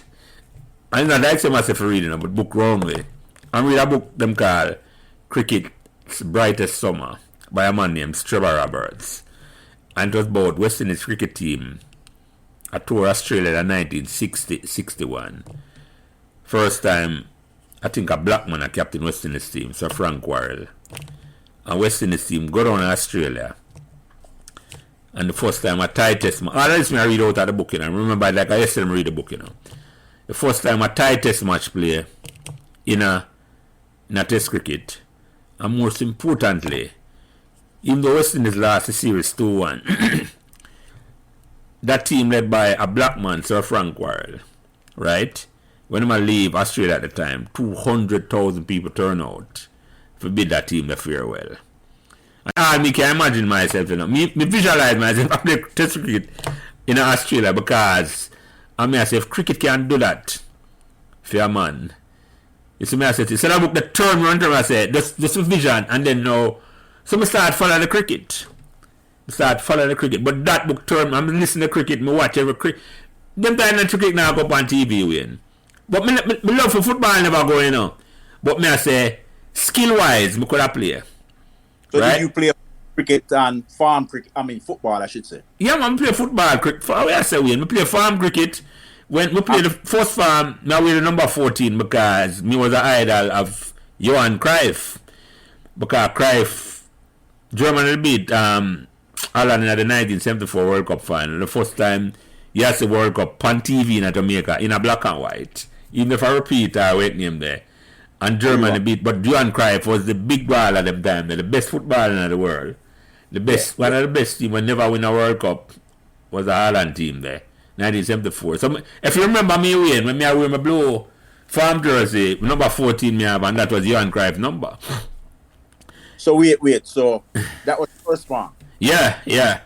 So who won the competition for first farm? Was it Dougie 1C or Beanie 1A? I think a Dougie beat me, you know. I don't know if, but I'm gonna tell you all that. If you remember that, I think a Dougie 1C beat me, and I will tell you. But I tell you incident there. And this is a highlight how slow me is as a footballer, you know. Now I'm telling you this now. And Dougie might remember this. I think a Dougie did score too, right? Yeah. You remember Richard Smith? Absolutely. He was the right winger. I mean, I play left back, Fraggy, right? Or somewhere on the side up on the field, right? I mean, no, say, me got it turn up in front of Richard now, Smith. I mean, up my foot because I say, I never go and push it through my salad. And it's in a slow motion. And bust my salad, you know. But guess what now? You turn slow. And it was like, say, Richard was the big time sprinter, you know. Now just to show you the pace of me, Richard run round me. Because I know say the ball, I myself for the man go through the ball, because I say, I can read the player, you know. But me never fast enough to recover Wayne. If I make the tackle and take out the ball, and Richard square the ball, and I think Dougie score.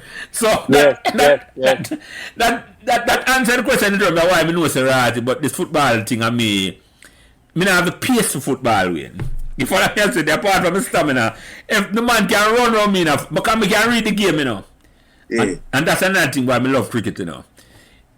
You can read, Me can't read a football or the cricket game. Me can't watch a football game and me can know where the ball are going. Me can anticipate where the ball are going. Same thing with cricket. Me can look and know and read a batsman. But reading it is one thing in a football and getting there is the part that I couldn't do. Whereas cricket now, you know, so you have to get there right away. You can't steal a single because you can outsmart a man and all them things. So, if you answer a good question you ask me. I love both sports still. I love both sports still, as you know, but I know say cricket was the one where I know say physically You have the biggest chance of making it. yeah man, me have a heads up with that because cricket allow you, you know, for fast. You have to think more than you have to outthink you, man. You don't have to fast, whether you have bat, you don't have to no heap of four, you can't stay there. Cricket is a mind game more than anything else, man. And that me love. You follow me? I say It's more of a positional game. Yeah. You can sit down and position yourself because do you remember when we used to play, talking about the football, do you remember when we used to play at the field by Mr. Thorpe's home, that top field there? I remember Clarence Wallace. Yeah, Clarence Wallace, yeah. All of us playing at that top field. And Mr. Griffiths was the coach, and he would say, do you guys understand that you're all chasing the ball, all 22 of you hammerheads are chasing the ball all at once? And he says, what you need to learn, and I remember this so well, he says, what you need to learn is let the football work for you, i.e., one person stay at one point, kick it to the other, and let the football do the work. So you see, Jelly, that's why when you were playing football, you were very good at it because you could kick the ball. Another guy who could kick the ball very well was Bunny. I remember what Bunny's last name is, but when he kicked that ball, he could sky the ball so high and so far, the ball did the work. Mm-hmm. And that's where you guys became better at it because you were better kickers of the ball. But we, at some point, you know, running down the ball is not the way to go. It's let the ball do the work. And then I guess the cricket for you now was you can pace yourself with the running so that you might not be the fastest runner, but you can pace yourself to say, no, this is not a sprint. This is longevity of I wait until I am ready to do it. That's why the cricket for you, I think, was more a strategic and a better game for you. I remember you as a very deceptive bowler because your fingers are very tall. And when I tried to play your ball because of how you approach your bowling, the ball would swing a lot. I don't know if it was your fingers that did that to the ball, but I just remember you as a very deceptive bowler with how the ball would swing through the air. And I attributed it to your fingers because they're tall and slim. Yeah, Kevin Reese. Are they still tall and slim, or have fat fingers? We'll take a picture and send to you on the side. Kevin Reese said the same thing. He must say, him don't know how music get wicked, you know, because my bowling looks so slow. But you're right, it was a deceptive thing, Dougie, because very slow and deceptive. Yeah, I'm telling you, very annoying actually to me. I maybe I feel wait too long for the ball come, but yeah. But when it comes to cricket, man, we could have compete, man, and that's all me want, you know, because cricket epitomizes life for me, you know. That's why I love it so much, you know. It's like we just want to compete. Because I know I compete enough. I'm in there. Because life is about that, you know. Life is like a percentage game. If man understand that, you know, I'm not afraid to take chances and all them way there, you know. You just keep getting better and better and a little bit better. And then sooner or later you realize you achieve a certain thing. Because even look on this over there now. This is a number 15 podcast, so we start from January. Remember I think I'm going to reach 15. But to reach, because just one little podcast every week. It's what I said to you. So cricket is like that, man. Cricket is like that. Cricket teach me that. So Lance, yeah. when you make the Colts, first of all, you make the Colts team in third form. That's the first team that you made representing Meadowbrook. Yeah, right? man. Yeah. And you earlier said that was one of your dreams coming to Meadowbrook. Yeah, man. Yeah. I play for Meadowbrook. I represent the school. Yeah. When you make the Colts team for one, that was a great achievement. Yeah, man. Correct? Definitely. And not that you made the team, but you're opening bats Yeah. in just position, right? Mm-hmm. And not only that, you made Colts final. Yeah. Yeah. Was that the first team to make a final in a major competition for Yeah. Meadowbrook? Yeah, man. As far as me know, yes. As far as I know, Wayne, yes. The 1977 Colts team there, and you did up on a team there. Dougie up on a team there. The picture I'm a post. But you're right. That was the first time Meadowbrook ever reached a big time schoolboy finals, even though it was a Colts team. Yes, and I felt good about that. I never forget that, man. I never Okay. I never So, forget. Yeah, go ahead. Colts finish what time of the year? Colts finishing in the summer, like about no. I mean, yeah, April, May, June, April or May before exam would have come or end of year exam. Yeah, That was end of third form. yeah, yeah. Did that have a positive impact on you, not just sports wise, but academically? Oh, definitely, man. Definitely, You know, sports wise. But go ahead, finish your question, guys. Sound like you have something else. and also socially. Because remember now it's sports, academics, social. All three.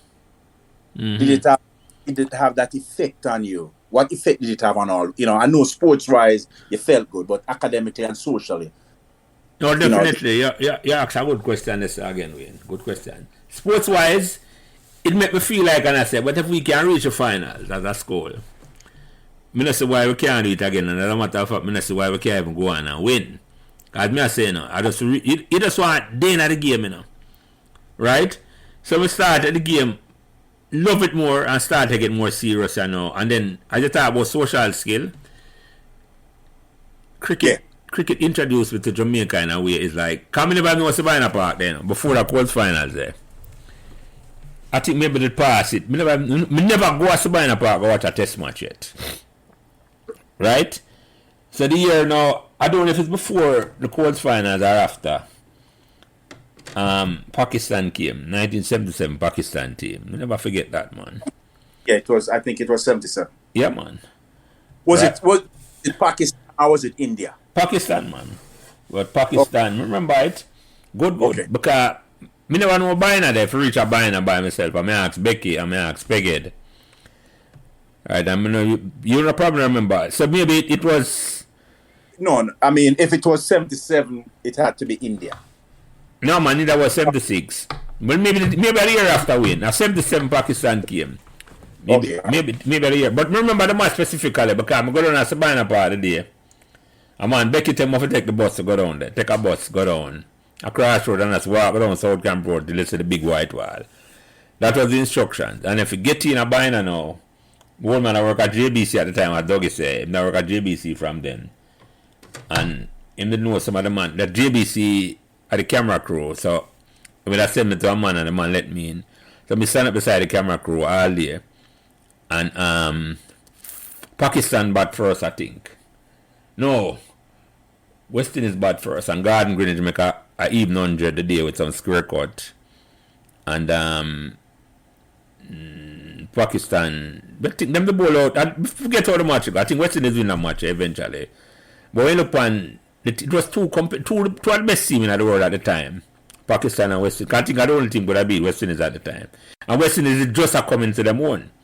It was after the trashing we get in at 75, 76 against Australia.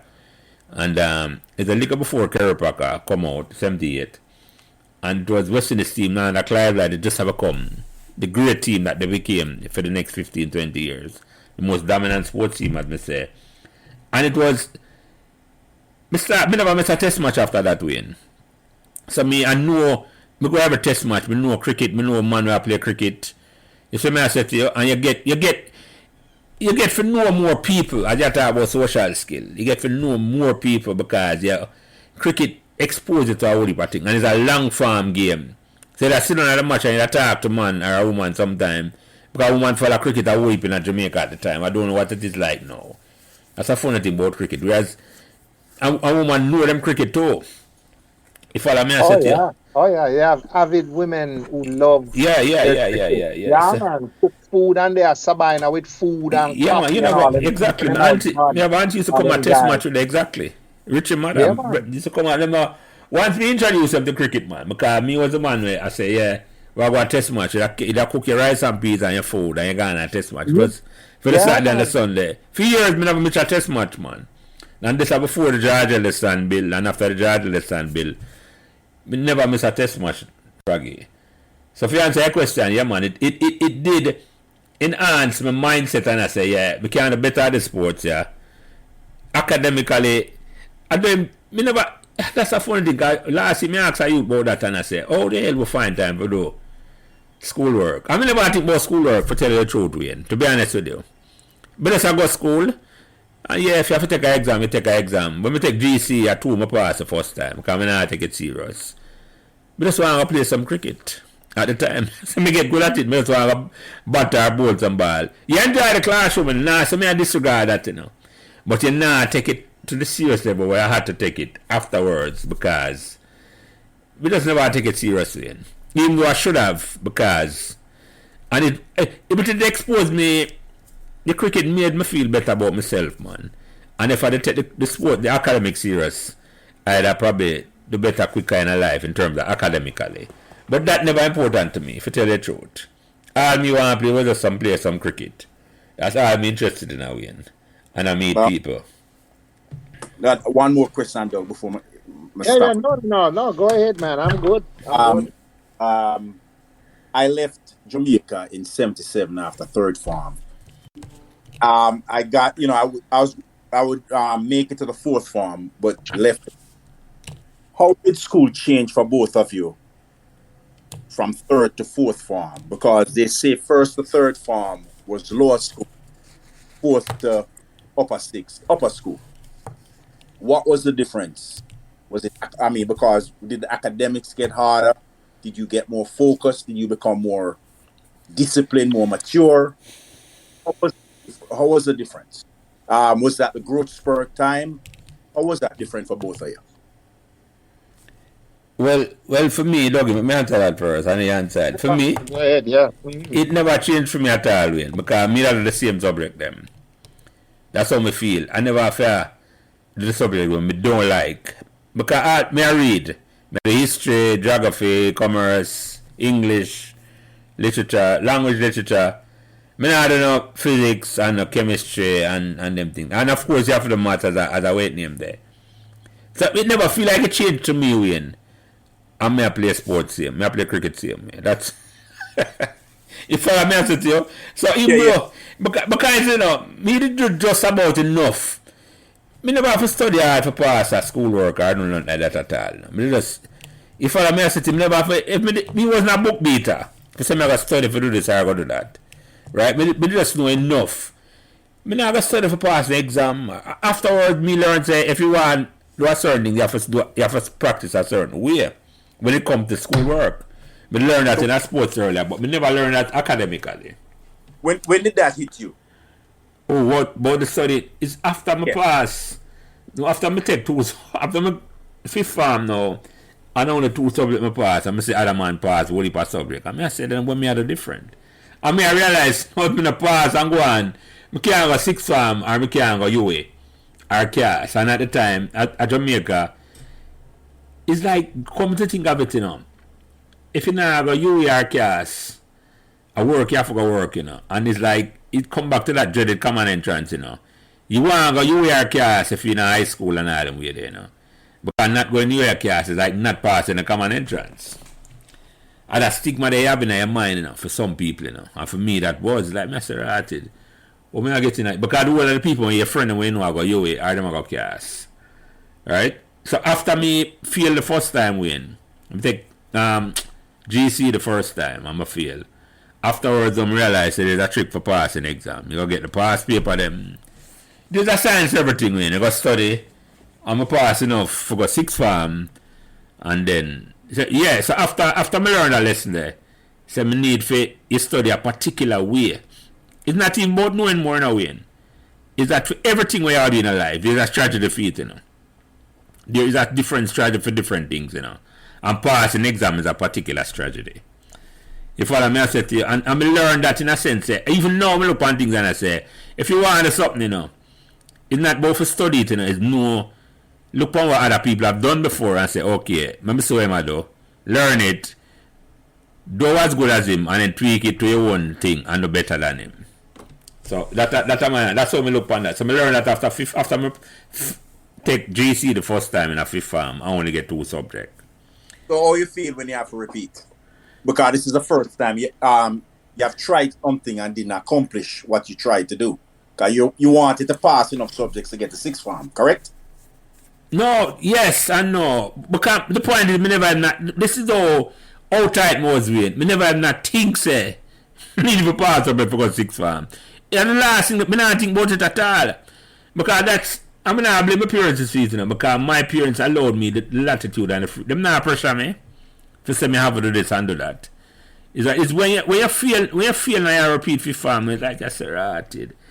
You kind of feel like a failure, without a doubt, Can you repeat fifth form now with younger man than you? And you say, right. You do feel like, and you kind of shape up yourself and say you have to go step up, because you have to do certain things, because the society measure you, them have the measuring stick, and passing exam are one of the measuring stick, whether we like it, yes or no. And anyway you're going to life, you have to have a measuring stick to divide people, because it's only a limited amount of resources we have for a certain place. For do anything, there's no unlimited resources. So for resources allocated a certain way, people have tests and you have this and that, and some are going to make it and some not going to make it. And I say, no, me think me good enough to make it to another level, but some have to change the strategy. So I did learn my lesson. Wayne. And but then, that failure matured you a little bit. Yeah man. That failure, I think that's when me get my wake up call, where some people, Dougie, me have gotten film wake up call from 3rd to 4th farm. I didn't get mine until I repeat 5th farm. To answer your question correctly, I did not get that until I repeated 5th farm. Because I say, if I not pass a subject, I work, I have to go work. And that come like I fail common entrance. Because I say, oh, you have to work, and where you go, kind of job you get and have. Because at the time, I tell you, say, all right, so at the time, I think things change now. If you don't have a degree, you can't earn a certain amount of money. You can't do this and can't do that. And that depends on enough people's mind. So, yeah. Yeah, see, I think that we were tunnel visioned when we were growing up. No fault of our own or our parents, because so when I look at my life at Meadowbrook, as I told you, up to 3rd form, going to church, studying the Bible a lot. I remember Angela Wilson. I remember her so well. She said, Doug, any day you beat me and come first in the form, I leave Meadowbrook.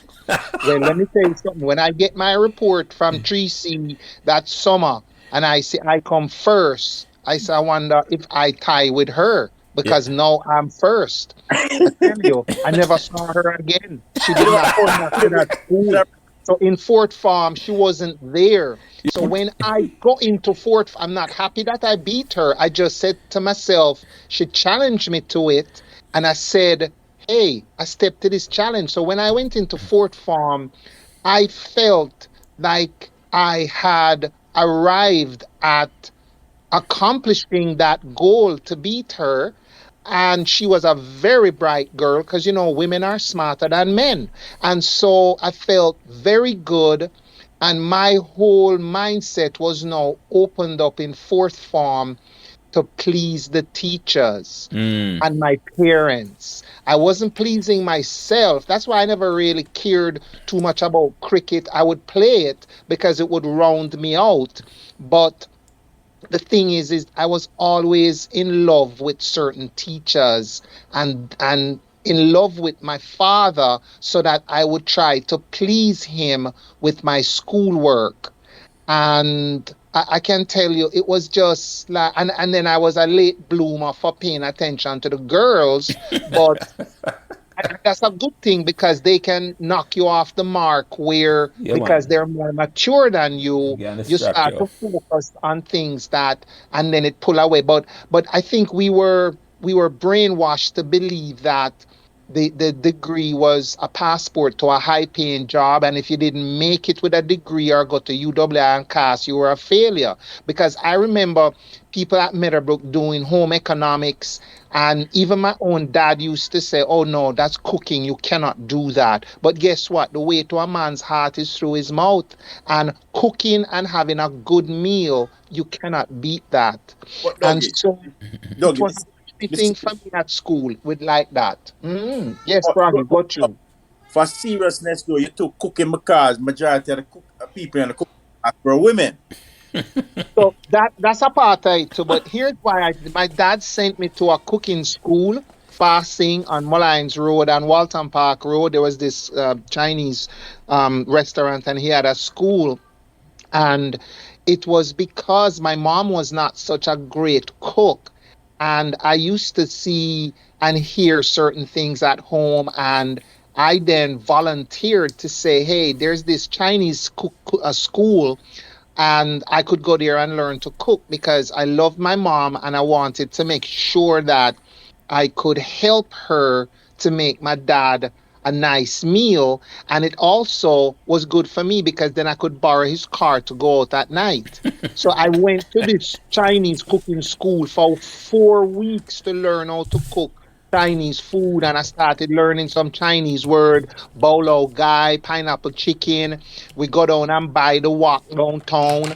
And the first time I tried the fried rice at home, I wanted to go out that night with the car. And sometimes I'd have to fight with my dad to get his car, the one car, him have the Toyota Corona. And after I cook that fried rice in a bread jeans, me said the man say, yes, dog, you may have the car tonight. I said, Bolo guy, me and Bolo guy. And I was happy to have learned that skill because if you're going to criticize cooking or anything like that, I'm not a big chef, but I could help myself going. And this I did this in fourth form. When I went to the school, guys, it was mostly ladies there, and they asked me what's wrong with me why I'm here. I said, what do you mean what's wrong with me? I said, I'm here because my dad wants me to be here. There's nothing wrong with me. So we used to stigmatize them, think that when you see a man do cooking and it's like something wrong with him. Same thing at Meadowbrook. If certain teachers heard you were going to do home economics or this, some of the biggest, richest people are the chefs in this world. But we were pigeonholed into believing that you have to go here, you have to go there, you have to go UWI. We get brainwashed into that. And so for me, it was an eye opener. So Lance, Yeah. you say him challenge the top person I am from for get turn number one. Anybody ever challenge Scotty? In We our can't class? challenge her. We can't challenge her. No, but guess what, no. And Dougie bring up something important, because that's not a challenge that motivate me, Because I never necessarily want to be. I was more interested, me put it that way, I'm going to put it in a positive way. I was more interested in just having fun and having conversation more than say, me beat anybody else. Yeah. That's what my motivation. That's why I love sport, and cricket, It's like and team sport, So just even the conversation we have here, me enjoy this, what we have here right now. Because that's what I'm interested in, is how to make me feel, Making me beat you when our doggy, not gonna necessarily make me feel good. It's a conversation where we can have and sport a load of conversation if you just have in a way where I say we can have good conversation we leave. So me not think about no work when but me know me have to do enough, Because me always in the top 10 in terms of say me there primary school, me there come 6 or 7. Remember me there but me in the top 10. But there was never no motivation to say, even now, for say me want to be the best. All me want to say, no, me want good enough, and I look better than good enough sometimes. I have good relationship. That was my motivation, man. And cricket So now, yeah, go ahead. If you had the ability if you wanted to push yourself, more or less. Yeah, man, yeah. But even today, even when it comes to them academic thing there, it's not something what motivate me. What motivate me more is like me look at a man and do something and I say, but me can't do that. It's not say I want to take on me can do what I do. I mean, it's not as good as him, but me can try do what I do and go try something different, right? That was my motivation, Wayne. Even and the sports thing now, you want to win. When you play that team sport now, you want to win. I say, yeah, especially if anybody before, you get motivated to say you want to win. Because in my mind, sports and team sport is such a significant thing because you're getting the results right away. And guess what now with sports now? You can wheel and come again. Yeah, yeah. And it teaches you life lessons. Yeah, yeah. Life lessons. If you don't play a sport, I think it holds you back in life because you don't know what the sports do for you. In essence, it's helping your body to develop, and it's good for your system and your growth, but it's also mentally good for you. The human body is made to exercise, and sports is the greatest thing you could do. If you play a sport, it is going to round you out as an individual, no matter what sport it is. Some are more team oriented, others are not, but you have to play some kind of sport, in my view. So, Dougie, well, Lance, you think the running part, cardio part. I really don't see Lance doing the cardio and the cricket, where you run between. Yeah, the short Yo, Wayne, hold on now. You never know that when we really play cricket in the sunlight, I'll come up to that, I'll talk about that, And the man who play against me, say, nobody run a quick single like Jelly, right? Yeah. But remember, them have a brother named P. Brown. Him couldn't run either, right? Yeah, man, I'm going to challenge him in a race. I talked about that last week, too. And we challenge him in a race. I beat him over 100 meter wins. Me know I beat him, And other people have evidence that say I beat him. And other man say, I'm going to say I beat him. But 100 meter we run, the slowest 100 meter we run, I'm Meadowbrook, I talk about that all the while, People on the first farm, Fraggy. I mean, a 6 farm. What did I play on the Sunlight team? He was on the squad. I don't think we met the squad there, but he played on the Cohost team. And he went on to become big time major in the army. Yeah, he's a big time pilot. Yeah, man, big time pilot. He worked at Trinidad and Tobago. I think he was fly the Prime Minister at Trinidad and Tobago too. When I did see him last time, yeah. Absolutely. He challenged P. Brown, Kelly, you in a 6 farm. Yes. A 17-year-old. Yeah. 19 at the time, upper 6, 18, sorry, yeah. 18, right? And you challenge an 11-year-old, brethren. Yes. No, he was older than that. He was about 15. No, man, P. Brown, Doug, maybe about 13, Fraggy. 30, but he was not small 11-year-old, he was tall. Yeah, he was very tall. He was a tall youth, and big. He wasn't tall, he was tall and big. But it's one of them, he was same tall, but it's like he developed quickly. So it's like in mobility never as quick. So I say, yeah, man, we can't eat him food, man. So if me think say me I take no. Because if a man could have beat me in a school, any first time could have beat me at Meadowbrook. I'm wrong with the win. I am So if I'm figuring that by the time you get to lower 6, yeah, in the Sunlight team, right? Yeah, man, yeah. Let me get a look about that. Let me tell you a look about how that work now. So 78 now, 77 reached the Cohost finals, right? With Becky. And 78 Mr. Year come to Meadowbrook and start coach the Sunlight team. But me never met the Sunlight team that year there. Me captain the Cohost team. And we played on a good enough season.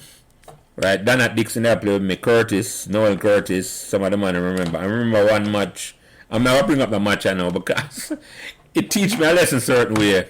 And I learned that up until this year, I learned a lesson there. Right? 2 lessons I learned from it. We're going to Calabar play a match, a Cohost match, right? And me a captain the team. And from you see that match, I recognize even though skill-wise, I was never the best player on no team I play, But you say motivational wise, like when me up on the field, the team would have played better. Right? So the day I drink some milk at Meadowbrook, some sour milk. I when you drink spoiled milk. No, nothing happens bad. Nothing bad happens with that. Hold on. And this is a question now. the girl may not be anxiety, but me I wondered, if I think about this and I say, so I go on a calabar and my belly start run on there and cramp on my belly now. And me as a man, you know, me not use bathroom on Meadowbrook, forgot the number 2, you know, or for post and letters, the man them call it, you know. Me train myself not to use bathroom on Meadowbrook unless number 1 me I go do. So you would rather constipate yourself? That never happened to me, doggy. I was trained, right? I was trained. Unless you drink a sour milk. Yeah, right? Yeah, now you have a pipeline. So me go Calabar now, Frankie. Hey. Same thing, this afternoon, my captain team, I'm going to Calabar now to Rotted. I want to play the match. I'm about to run off at the field and I'm going to the changing room. And I tell you, I don't remember the bathroom smell I look. All I know is I was so relieved to rot. I'm a brethren. And don't you know him too. Harfield, Palmer. Him the day Calabar the time. Come on. Him come in and I said, Jelly, you alright? Hey, but come check it. Hey, he come checking on you. He was a doctor from those times. I said, Jelly, alright? I'm going to go back on the field though. I do my thing and go back. But me I said to myself, say, me don't know how woman bathroom. It could never see like how man bathroom stay. If I say to you, I don't know how. I'm even interested for knowing. But me I say, it is a thought in my mind. I say, me just. But when I learn it, but less I learn, you know. 2 lessons I learn, you know. Not drink sour milk. As a matter of fact, from that day, I don't think I drink milk that I have not all or ever. Right? And the next lesson I learn, you know. I'm not ashamed to use public bathroom, you know. Anyway, me there. I'm going to clean one them that do in a way. I'm going to find them. Me up on the road I work every day, you know. I mean, know the clean bathroom then if me have to do. I had a number 1 or 2 because me not afraid. But some people, you know, are terrified to use public bathroom, you know. Terrified. No, Jelly, you had a cathartic experience. It was cleansing. And you were in cold sweat when you were finished. And you learned that a minute can be a long time when you're waiting on a bathroom. A minute. Yes. No, man, me learn, me listen, man. Me say, me no fear bathroom. And if me have to go in a bathroom like the one at Calabar, it no matter to me. Because if you have to go, you got to go. Right? Absolutely. Milk is something you don't touch anymore. You're no allergic to milk, right? Exactly. So for moving our win, so 78 now, I'm captain the team. 79 now. I think me start with the team a little. That I'm a first year of 5th farm, right? Yeah. First year of 5th farm. And me not get a regular game. But Mr. Year now, as I say now, the man that pick the team for merit. So at no point at all, I don't think so, I'm not going to make the team. Yet now, when Hitchcock captain the team, made the team enough. I think when we reach the final, the semi-final against a powerful KC team, Marlon Tucker, Robert T, and most of them man went on to play for Jamaica, and some of them went on to play for West Indies. Wayne Lewis, some of them went on to play West Indies a couple of times, and we got beaten in the semi-final. I think it was more stage fright more than anything else. But it was the first time Meadowbrook reached a semi-final, an important competition. And in my mind, again, it was a big thing again. In my mind, psychologically, I say, if we can reach the semi-final, it's me I say to you, the next year now, we can. But me never think so we can improve. But me I say, if me there at school, but me I think in the back of my mind, I say, yeah, man, we can get better and better. So Jelly, hold 1 second, because you are now in sunlight, correct? Sunlight me down now. Sunlight me I play now, yeah, man. You captain the Colts team in 4th farm. Yeah, we captain the 4th team in 4th farm, right? And we play Sunlight in 5th farm. I look a bit now and then me play some. Me was part of the squad from 5th farm. Me not play regularly. But the dread I'm making a make sure me a part of the squad. Me I play some game. And by the time when the dread I play a whole heap of different cricket, I play some minor cup, I play some Evelyn Cup. So they have game I play, even though I wasn't a regular member of the team. Right? I just want to get the timeline right. Yeah.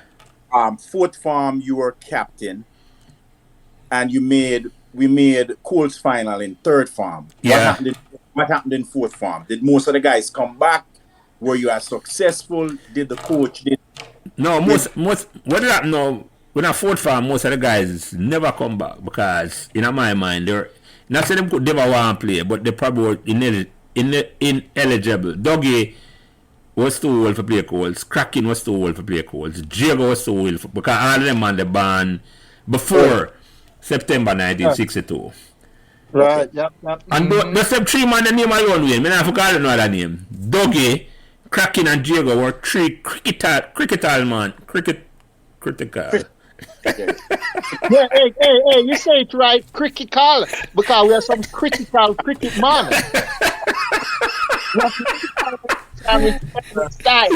Yeah, Wayne. And I never thought about it before. Now, Wayne, you ask some good question yesterday, and I tell you, I tell you this. Because I never think about it before, Why is it that we move from 77 and we never progress to say, the race of qualifying went out, but those three men, just think more of them, Dougie, Kraken. I remember Becky explained to what happened in the finals already, why it's a disrespect. Well, that's certain way. So the men them that were too old was Dougie. Yeah. Diego. Fisher went to left. Fisher migrate. Fisher probably would have been too old because I think Fisher born before. Was too old. Yeah. Chadwick. Yeah, 5 man that exactly, Wayne. So much more. Corey Chadwick, right? Was designated at that time. The team was right, exactly. For that level of cricket. So the younger team, me have me have the Chung brothers them. Boxer probably was still there. Kingsley Barnes probably was still there. Curtis, come on, Noel Curtis, Donald Dixon, Ferdinand Bent were probably still a play Colts because I was in second for the first time I played. So yeah. And those two gentlemen from I think the Rickman is that what Nunez. Oh Nunez, yeah man, the Russian, the Cuban name, Christopher Nunez, man. Yes. Christopher was part of that team that right. The captain Miller Colts. No, you talk good time that dog. Yeah. The Cuban he became famous and known, man. Was Beanie on that team? Beanie would have been too old for that team. So I say the core of that team there now, Beanie born before September. The core of that team win. That 77 team there. About 5 or 6 man they call already, Right? Yeah, the team was now totally cut out from playing that. So you had to start fresh. It's a fresh new team we had, man. It's a brand new in a sense. A whole heap of youngsters come in. Exactly. So who was the coach for that team? Was it still Becky? Yeah, man, Becky still coach the Colts team, man. Was that been Becky still? Was that the year Here came in? Yeah, that's the year Mr. Year came in. 78. That's the first year Mr. Year came in. Yeah. Okay. That everything started to develop. Yeah, man. Because yes. Because as Becky correctly, I never know this. Mr. Year first thing when they got talk to Becky, and the two of them started work together and coordinate together for build a program where we became the most dominant schoolboy team in the 1980s. So yeah, that is correct. And that's never been repeated again. Unfortunately, it's weird, isn't it? Yeah, that's how I call it the magic, the golden era, doggy. That's never been repeated at all.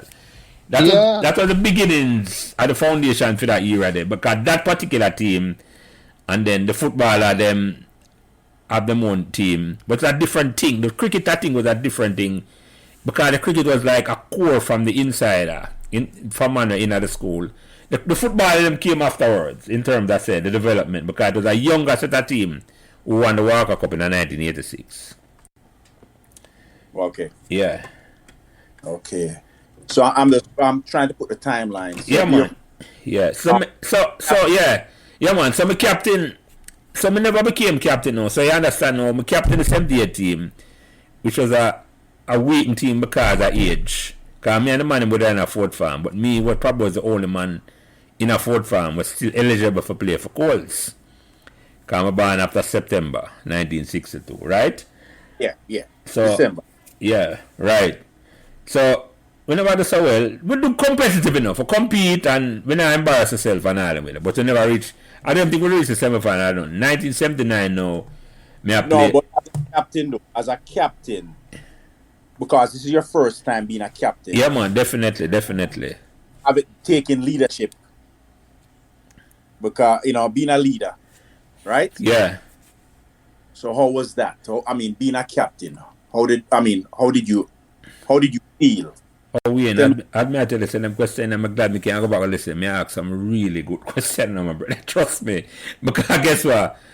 Yes, you're right. For ask a question, at the first time I get leadership, we call it responsibility. When Becky say, yeah, Prince or Jelly, forget to Becky that comfortable call me. Or Prince, you more call me than anything else. And you're the captain for that team, And yeah, no, when we realize, yeah, go ahead. no, remember now, not just the captain of a team, but the captain of a team that went to the semifinals. Nobody don't care, say gone. To the That final, team, to the final, that call, to the final. Yeah. fine. No, you are the captain of that team. Yeah. The first team that ever made it to a major competition for Meadowbrook. Was that added stress on you or pressure? No. Because no, as a captain and as a leader. No, we ain't. Me never have nothing say added pressure or nothing, Because as far as me concerned, me did look around and I say, yeah, me did feel, me was the only person then in terms that say, because I was the elder statesman, I was a senior member of that Colts team from 77. Jago and Beanie and everybody else and Dougie and Kraken in a fourth farm, but them couldn't play Colts, right? So play so Them could have played something, some of them have played something like a Jago and Kraken and Beanie and Dougie have played Sunlight, right? okay. But so me I play Colts and now, so me was like a senior statesman amongst the youth them where I play with me now, like Chung them and Ferdinand and Donald Dixon and them, they will come on, Kingsley Barnes. Right? So I never feel like it wasn't added pressure at all. I just feel like it was just a transitional period. But no, me I work with a much weaker team than the year before. So and Becky probably know that when I expect to say we're going to reach a certain place because that 77 team was a great team. When I think about it and I said the talent of the Pana team there, just the raw talent to reach it. It wasn't a fluke. If I may say to you, so we are work. But I felt good, Wayne. I felt good. So as I tell you, in that particular Calabar match, I realized the difference me make on the field. As I say, even though my eyes, I never stop repeat this, I know I'm not the best batsman, I know I'm not the best bowler, I know I'm not the best fielder. But once me up on the field, I know I can get something out of the man them because I don't know if I trust them, trust me, or I don't know cost because if I cost a man, I'm not take it serious. I mean I cost him and tell him about what see me up on the field but him not take me serious. If all I said I could get a whole heap out of the man them. Because I guess me I'll get a whole heap too. Me I go if me a captain the team in a win and a man that want to go silly me off and silly me off for the people in understand cricket, it's right hand at the bat. Me I go there. Because that was my mentality. Now, me never ask a man for the something where me now go do for myself. So when me I train, me I go run as hard as the next man. Me now go come first. But me I go try as hard as the next one them. And then would have see that with me. If all I say to you, if the dread or Becky say for run lap or 3 or 4 lap, me go do my 3 or 4 lap. Me now go come first, but me go finish. Me go compete with. If all I say to you. Where did you learn these leadership skills? Because remember now, this is the first time you have been a leader. Did you learn it from the coaches, or was it something brought them from your older brother? Was it from your parents? But you're showing leadership now, right? You're becoming the leader. You said it earlier. You weren't the best batsman, the best bowler, the best fielder, but you don't have to be the best player to be a very proficient leader. Where did you learn these skills? You know, I think I learned a leadership thing upon the road at Calvick Avenue when I play ball, and down a little field down a Patosi. Dog, the field on a triangle. Yeah. Yeah, because I think I learned it at Permacal, Wayne. Because at Permacal, you don't play, and not necessarily say me as the leader, but me that organize and me that encourage a man them. I say, because I'm a competitive spirit, right? The man will look up to me, and them don't look up to me. That they may say, Lance, I got there, Lance, I got have your back. And leadership is about making sure the people around you know so no matter what. You know, I throw them out of the bus, you're going to encourage them. And maybe I said come from in a way.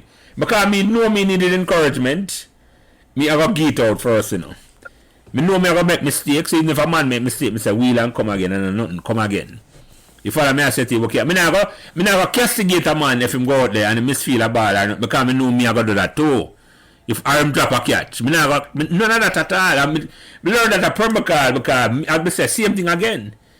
Me know I might look clumsy sometimes. No, upon the football, me know I can't run. Me run a man and laugh off me, but it never mattered to me because the man knows me I try and I try hard. And I learned that upon the craft there, a permacal, because that permacal was like. I grew up on the road of permacal. It was like Meadowbrook in a sense, a little road that Calvert Avenue, you know. We would come home and the amount of brothers who live on the road with we could have played a competitive match every evening, you know. We'd have pick up and we would have played sometimes the man about the top of the field or the bottom of the field. And it was, and it's about leadership, even though my brother was older than me, right? Patrick, people that look, I mean, I'm always fight about that because I was things different. For me, I said, even from then, you know, our talk and deal with people is a different way. Different. That is just different. So him would have flex him muscle and me that challenge him. So maybe that's part of leadership thing. But that's something that I say no, I agree with that. But that's my contact sweet. Not necessarily because I'm a brother and I say no one. But me, if it don't make no sense to me, when me I challenge it. I think me get that from. If it not make no sense, me I challenge it. Both of you grew up at that area. Yeah. So you have different leadership abilities. Yeah. And end up being different leadership style. Leadership style too, yeah. So therefore, it doesn't come back to probably a parent that most help you in that way. Oh, definitely, man. Most definitely. That's the way I ask, man. Most definitely. You see my old man, no, I tell you, man, you see my old man? It's people talk about him have idol or sports idol or this or that. My old man is my idol, man. I'm look at my old man and think about my old man even though at 20 years him died now, 28 years. I remember that because the son name after him, the same year my son died, Thomas. At the same year in born, December in born, same like me, December 7, 1994. I'm born 62. And my old man, I'm say that I always myself, you know, if me can be 1/10 of the man my old man was, you know, me know some succeed, you know. Because I guess I know, my old man could get people for do anything, you know. Anything at all, you know. Without raising them voice, you know. Him could get me for the things as cantankerous as I am and was. Right? I'm a real, right? I'm an old man. I'm going to just give one example, you know. One good example, you know. Later on, you know, I have a minibus and I run bus on the road and all them way there. And I have connections and contact. I have a cousin who come down from foreign, yeah. I want a job. Him come a foreign and him come back to Jamaica. And him want a job and him want me write a resume for him. Not a resume, a recommendation letter. And me I said, no, I'm not writing a letter for him. You know, because in my mind, I know I'm not stay. Because the man go foreign and come back and stay at Jamaica. Him go and go back. That's how I know, you know. I never wrong about it, right?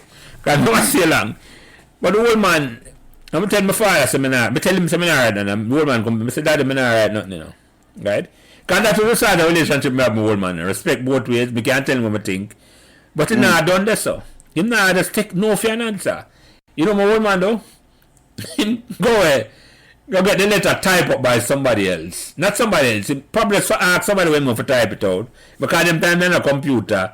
And he wanted to type out and look official. And he was scared to me and said, Lancy, just sign this for me. He write up the recommendation for my cousin. And said, Lancy, just him never ask some more question or nothing, you know. What am I going to do?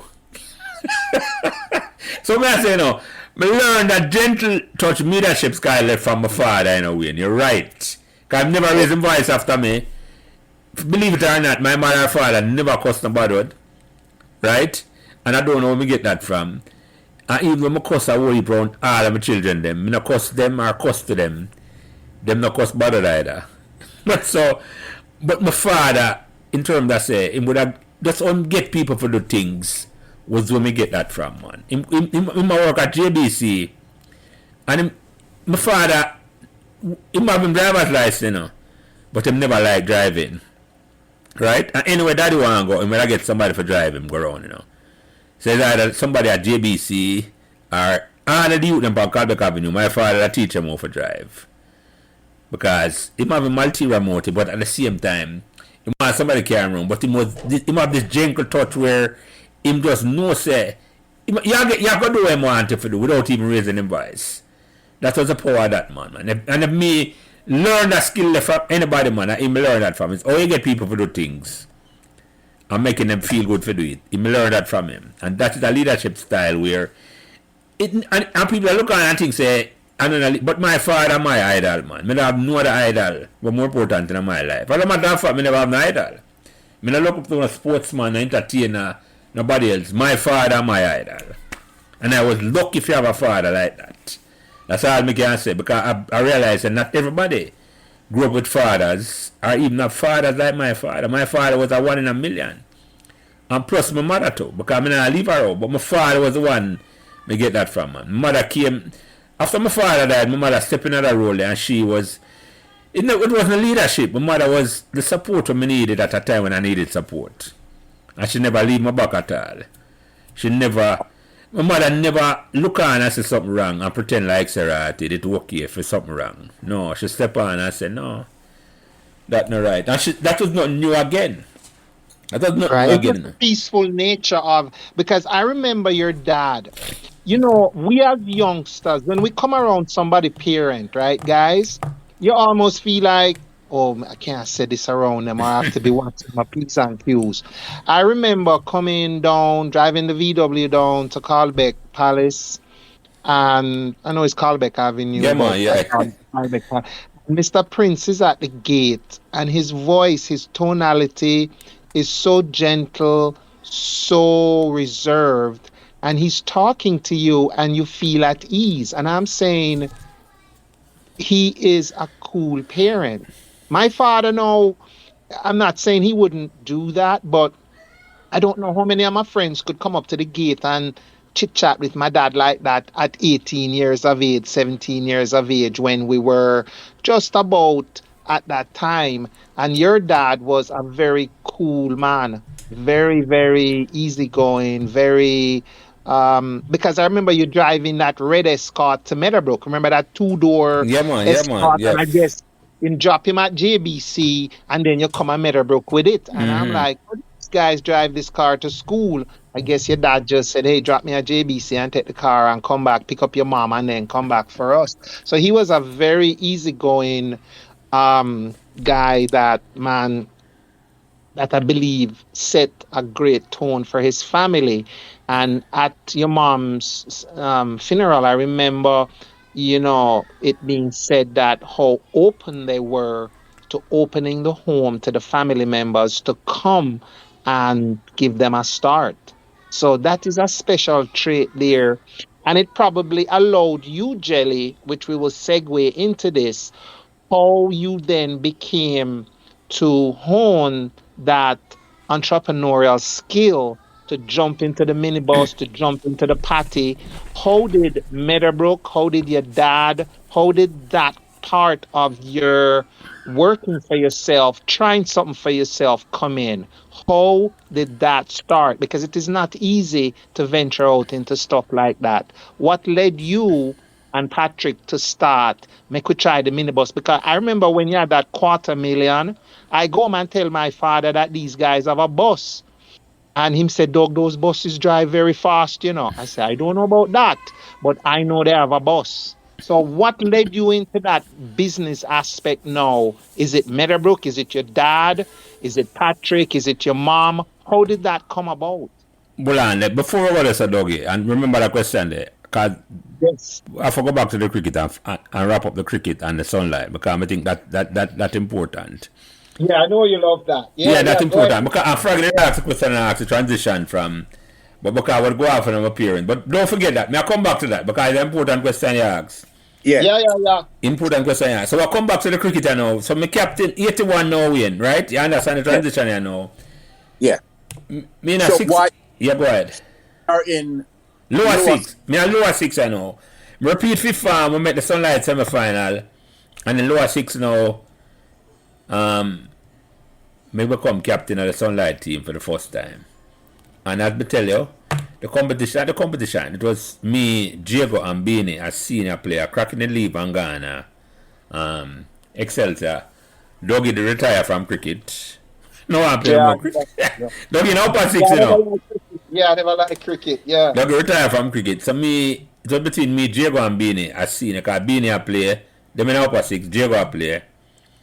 And Becky. And no matter how far, let me just clear this up, because Jerry Belnavis and Becky that for campaign and Mr. Year and Mr. Dean eventually give me the right away, and I say, you know, yeah man, him can't come a six farm. Lennox Dean, I'm have to respect him for that, because without them man there say, yeah man, Jelly or Prince can't go six farm. Would have never there six farm, because I never pass English yet, Wayne. Believe it or not, I never pass English language yet. When I just start, I go take it over back in November, which I eventually pass it, right? And so I end up in a lower six. I know I'm start. History was my favorite. Me the history and I think maths me though, right? Mm-hmm. So made me captain of the team, and even though it was Diego and Beanie, but them they probably look to the future. I never expected to be captain at that. I just see me go play. And I never feel as confident as I felt initially when I got captaincy, until I played the first match, right? The first match was, I never forget this. And I certainly get this because I changed in terms of how I look and the confidence I may have changed after that. I captain the team, them name me captain of the team, but I now have the confidence. And the first match I played against Camperdown, man, on a bottom field. At the highest score I ever make in a sunlight match win. I make 88 the day, right? And by the time I reach 50, I think at 12 for my lick. Right? That's how good me that bat. You know, sometimes I have bat and it's like everything just lick up in the middle. That innings there is an unforgettable innings. Let me put it that way there. And more important innings was the innings when we playing at the finals when I win 1982. But that innings there, the first innings when I play as captain, man, 81. It turned me in mind. I say, yeah, man, but me can't do this. Me in charge. Me felt, I walk no, after that, no, after the top score that, no, the youth, them, I look on, the man, them, that man, because Diego and Beanie bigger than me and more senior than me. Them, I look on upon me with a different sense of respect, and I say, yeah, okay, Jelly, a captain of the team now, I'm deserving place, because I'm a top scorer. And it wasn't just any top scorer, a graph. It was a good 88 me make the day. I'm going to beat Camperdown the day. That team, they know, I think we would have missed semi-final. Being at them, we missed semi-final by 1 point. Right? And the next year now, we start out and I play. And the toughest match we had in 1982 win. And to me... One break. So, what year was on this? What year was this? The first captain? 1981. 1981.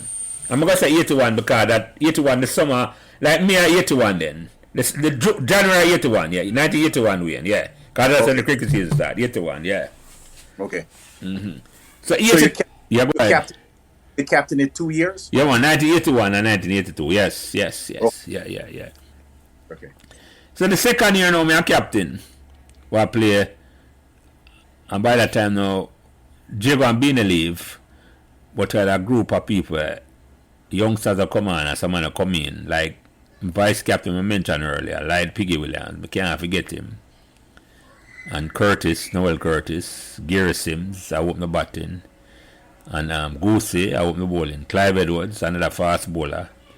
Some of the youngsters them will come on and go win on afterwards. Kevin Reese was part of the squad. Devon McDonald. Me that feel look on the thing. Me no want to call out, but I can't remember everybody's name. Right? But I could if I wanted to. Timon was a member of that team. Timon was. Byron Earl. Byron Nunes was a member of that team. Hugh Green, a member of that team there. That 82 winning team there. I'm just talking about the team we actually play. And a whole heap of youth did play. Go on to win afterward. Marston, who come on the program earlier. Kevin Reese. So we are playing now. Christopher Cheddar. We can't forget Cheddar. Christopher Cheddar was the open bats of that team there. I mean, I remind about this on the first match I play against JC on a bottom field, you know. And Cheddar opened the batting, right? And I think that Cheddar first year fifth farm this now. And JC have a PS ball on him, junior, him a play big time fast ball I'm thinking was. And him a play with everybody behind the bat. Just a 7 slip on a goalie. I'm so confident him I go just come roll over here now, man. And that JC match, I think was the first match I played, man. The first Now the first over, Cheddar stroke him back past him. He have to run down the ball himself. And the time that the ball was so good. That every time you talk to Rory McGregor, you remember I laugh how Junior Hall run down the ball all the way to the boundary and he couldn't catch it. And Cheddar stroke him for 4. And one another thing I remember about that match a good win was JC, not a fast bowler, batsman. Well, the way it runs, JC have a bowl to JC, and JC have a batsman a back up too far. And the people who do understand cricket, he might try steal a run, a back up too far out of him create. And me said to Goose, I spot him and say, Goose, the brother there back up too far, Right? And I said, let's go on like our ball. And don't deliver the ball and run him out. Goose go through the whole action and turn around and run him out and them start complaining. Say, and the judge just said, no. You try to steal a match from me. But it was in the rules. It was well within the rules that we had to win. To run him out that way there. Mm-hmm. You follow me? I said to you. So we win that match there. But the toughest match we played that year, man. The toughest match, man. And it's always in my mind, The mental part of the team are the most important thing than the ability, And after we win that match, I know so we could have win, We played Tivoli Gardens down at bottom field. And no matter how bad Tivoli Garden is, Tivoli Garden in 1970 represent the JLP, whether you want to leave it aside, and the school itself. And the JLP in my mind represent is like the Cold War exists, The JLP represent the USA in Jamaica. So in Tivoli Garden, there are some tough people that come play, Them not take no quarters, and we make 106. And me a bowl the day, me a bowl me little half spinner what Dougie say. And me a keep it tight. Yeah. Me a keep it tight, And me a go take off myself now. And at the only time the jelly was shout from me from the sideline, I said, Jelly. And then point them finger and I said, must keep bowling. Because in the dread mind is a mental game with a play lesson now. So it's about to bowl. It's who can keep the mental focus much better. And them know me I will keep it tight. I will end up I win the match. And after I win the match, I not almost. That was the turning point to me. Me personally, mindset wise, to say, right, we can go on and go win this. So, all right. So, we know that we won it, right? Yeah. Now, again, going back to the first statement you made, that you wanted to create something special and win something at Meadowbrook. This is before you got to Meadowbrook. Yeah, man. Yes. How many years? Is it 8 years later or 7 years later? It would have been 8 years. But 8 years. This is the 8 year I Meadowbrook. I'm starting 74, right? 8 year win. So, at this point in time, how did you feel? No, man. That was a good feeling win. This was a championship ever won at Meadowbrook. Yeah, man. I tell you how good that feeling was to me personally, right? When we win, enough man never remember this. I don't think anybody remember this at all, After we win, Piggy take the catch will dismiss the last man. And we beat Calabar by 60 runs, and right? And me look up into the sky, I say, right, me actually do this, And me I walk off of the field. Right? And I am not an emotional person or a person like hug nobody or not like that at all, right? And I walk off of the field and the dread I walk towards me. Right? God, it didn't mean so much to him too, Right? And we meet halfway and the two hug each other. And I will never forget that, man.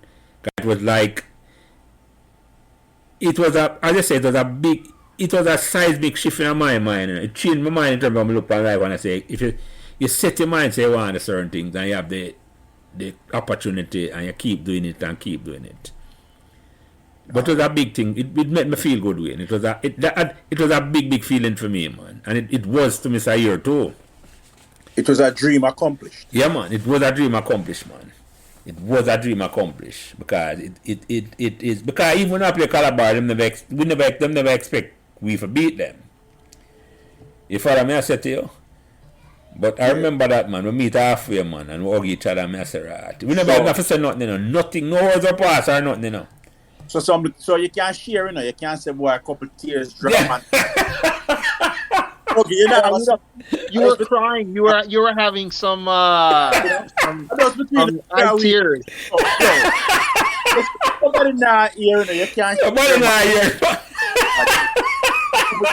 Tears come down and you understand. Yeah. Right, dog? It was a life changing event. I don't put it that way because you're right. We go to school and things and we can't accomplish something for Meadowbrook and do something for Meadowbrook, and it end up that me I lead the team. My top scorer in the final, I made 60, and it was a 60 again, a graph where I go there and all in my mind I say, me now till the team reach 200. And with a little luck along the way, because that's life. You have to get some luck with you. A man should run me out when I'm in my 20s, and he never run me out. You follow me, I said to you, so, but a life that, you take your luck, you take your luck and you ride it and you move on. And I win. And it was a good feeling win. After that, I just feel say anything I set my mind to, I can achieve and accomplish. So that was upper, right? Eh? That was upper 6. Yeah, man, that was the last year of school, man. That was the last year of school now. Last year of Meadowbrook now. So, yeah, boy. You done Meadowbrook. Yeah. What was your, because originally you said, boy, you have to get a couple subjects and you have to go to college to make some money. Was that still in play? Yes, yeah, man, that's right. So I'm done Meadowbrook, you know, right? Exactly. So come back to the question what Dougie asked. It's an important question, you know. Because Dougie asked, when we get the entrepreneurial drive, then I support the from again. And again, come back to mother and father again. Right? We done Meadowbrook, you know. Right? And, I go CAS. I have enough subject for go CAS. I never have enough for go UA. I think we have to take some more subject. I don't think that's just how you apply. Sometimes I just tragedy again, you know. And me getting a UA the year after. I spend 1 year CAS on them. But why me there CAS, you know? Right? Same 82. The whole man. Again, I'm going to tell you about this already, Wayne. All lands have to know, you know. It's same, see the next man I do it, you know. And I say, but I say why I can't try that. So at the time now, the man in my Permacal now, remember the dread. He used to play for Permacal football. Donovan Magnus, Alan Magnus, younger brother. Maya, we used to call him. Probably still named Maya. Maya driving minibus from 43 Road, from 13 bus, where go up a Purity and come down Mullines Road and go down half a tree and come through.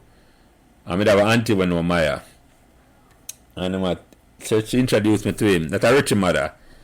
And I talked to Maya. And I say, yeah, man, you can't make a little money off of this, man. And I say, oh, yeah. I go, yes, you know. At that time now, I'm going to show you old man different, you know.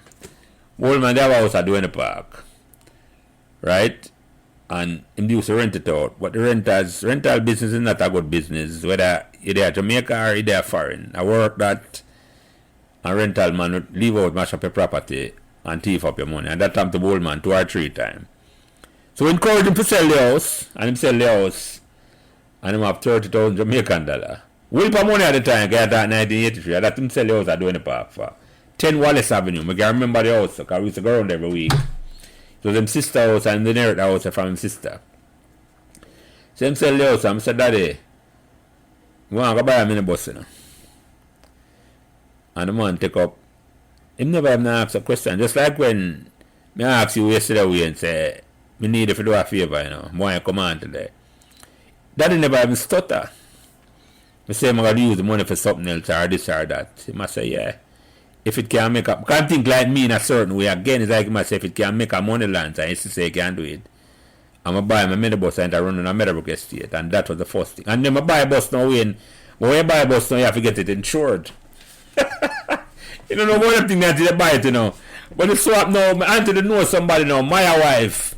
I work at Dial Insurance Company. Karen should name my thing, Karen Magnus. Used to live at Permacal again. Permacal connection strong to man. And she work at Dial at New Kingston. Remember that insurance company, Dougie? Yeah, man. Yeah, Dial Insurance Company. Yeah. She set me up on my first insurance policy. And then that was it from there. And then after a while, I make a connection. To meet another girl. I remember her name. I remember how she looked. She said me, Andrea Gopal Singh. She never got Meadowbrook or none, but she was a sweet looking girl. And then time one insurance thing or nothing like that at all. I think she used to go Merle Grove or one of them school. I don't remember. But that's a Graf Indian girl. So yeah. So but we make my connection them way and Dougie and then the $250,000 thing come up. But all along the way, me go, so me I drive the bus and I go school. Right? Me I drive the bus and I go car, so me I drive the bus. Me I carry the bus. A morning time, and I get the driver come pick me up and me take another bus for school. Either car or highway. Wow. Either car or highway. So yeah. I saw that the entrepreneurial thing to start, man. The old man, him just have to support me no matter what, man. Because him trust me. Trust we. I mean, not just say me alone. Him trust we. Him trust me and Patrick, and I say, we're going to try this. Or we're going to try that. And me are the one that go out there go do the heavy lifting. I'm going to drive the bus. I'm going to drive the truck. Me I go out there go find. And again, it come back from the old man nurturing spirit. You know, me I find somebody. Sometimes I find good people, but you nurture people until they become real good. I have some good people that work around you and all them way. So that's something we get from my, that's a leadership thing we get from my father. Okay. So the leadership, so the entrepreneurial piece of it, is that from your father also? I mean, because your father was an entrepreneur or your Neither I know. None of them, you know. None of them were entrepreneurs. They were. My mother was a factory worker at Jamaica Biscuit Company for 40 years. My father used to work there for a while in the 60s and then go work in New York. I don't know if you know that store there. Be a farm road Dougie. The pants and shirt factory. A beer farm road on Walton Park Road. And yeah. And then him that work at JBC. Right, so they're not entrepreneurs, Wayne, but what they were. I think I got the entrepreneurial thing from my father's sister. I didn't know her so good. Aunt Kitty should the name, or Aunt Kathleen, from my father's sister from my father's side. She died when I was young. She died in 1960s. So I do have good memory of her. But I hear that she used to have her own store downtown. So your father and your mother never have a side hustle? No, the side hustle is straight. That's what I said. My auntie did have it, but I never know her. I'm never tell you what I think. No, the side was the ladders in me. That's how I don't know where I get it from, to tell the truth. It wasn't like we said I'm do it. My mind is, if this is somebody that does something and it can make more money than what me I do know, me I gotta try it. Nobody have to tell me, I don't need a permission. Me just I gotta try it. If it work, it work. Once we see somebody else I do it, man. Me I gotta try it, man.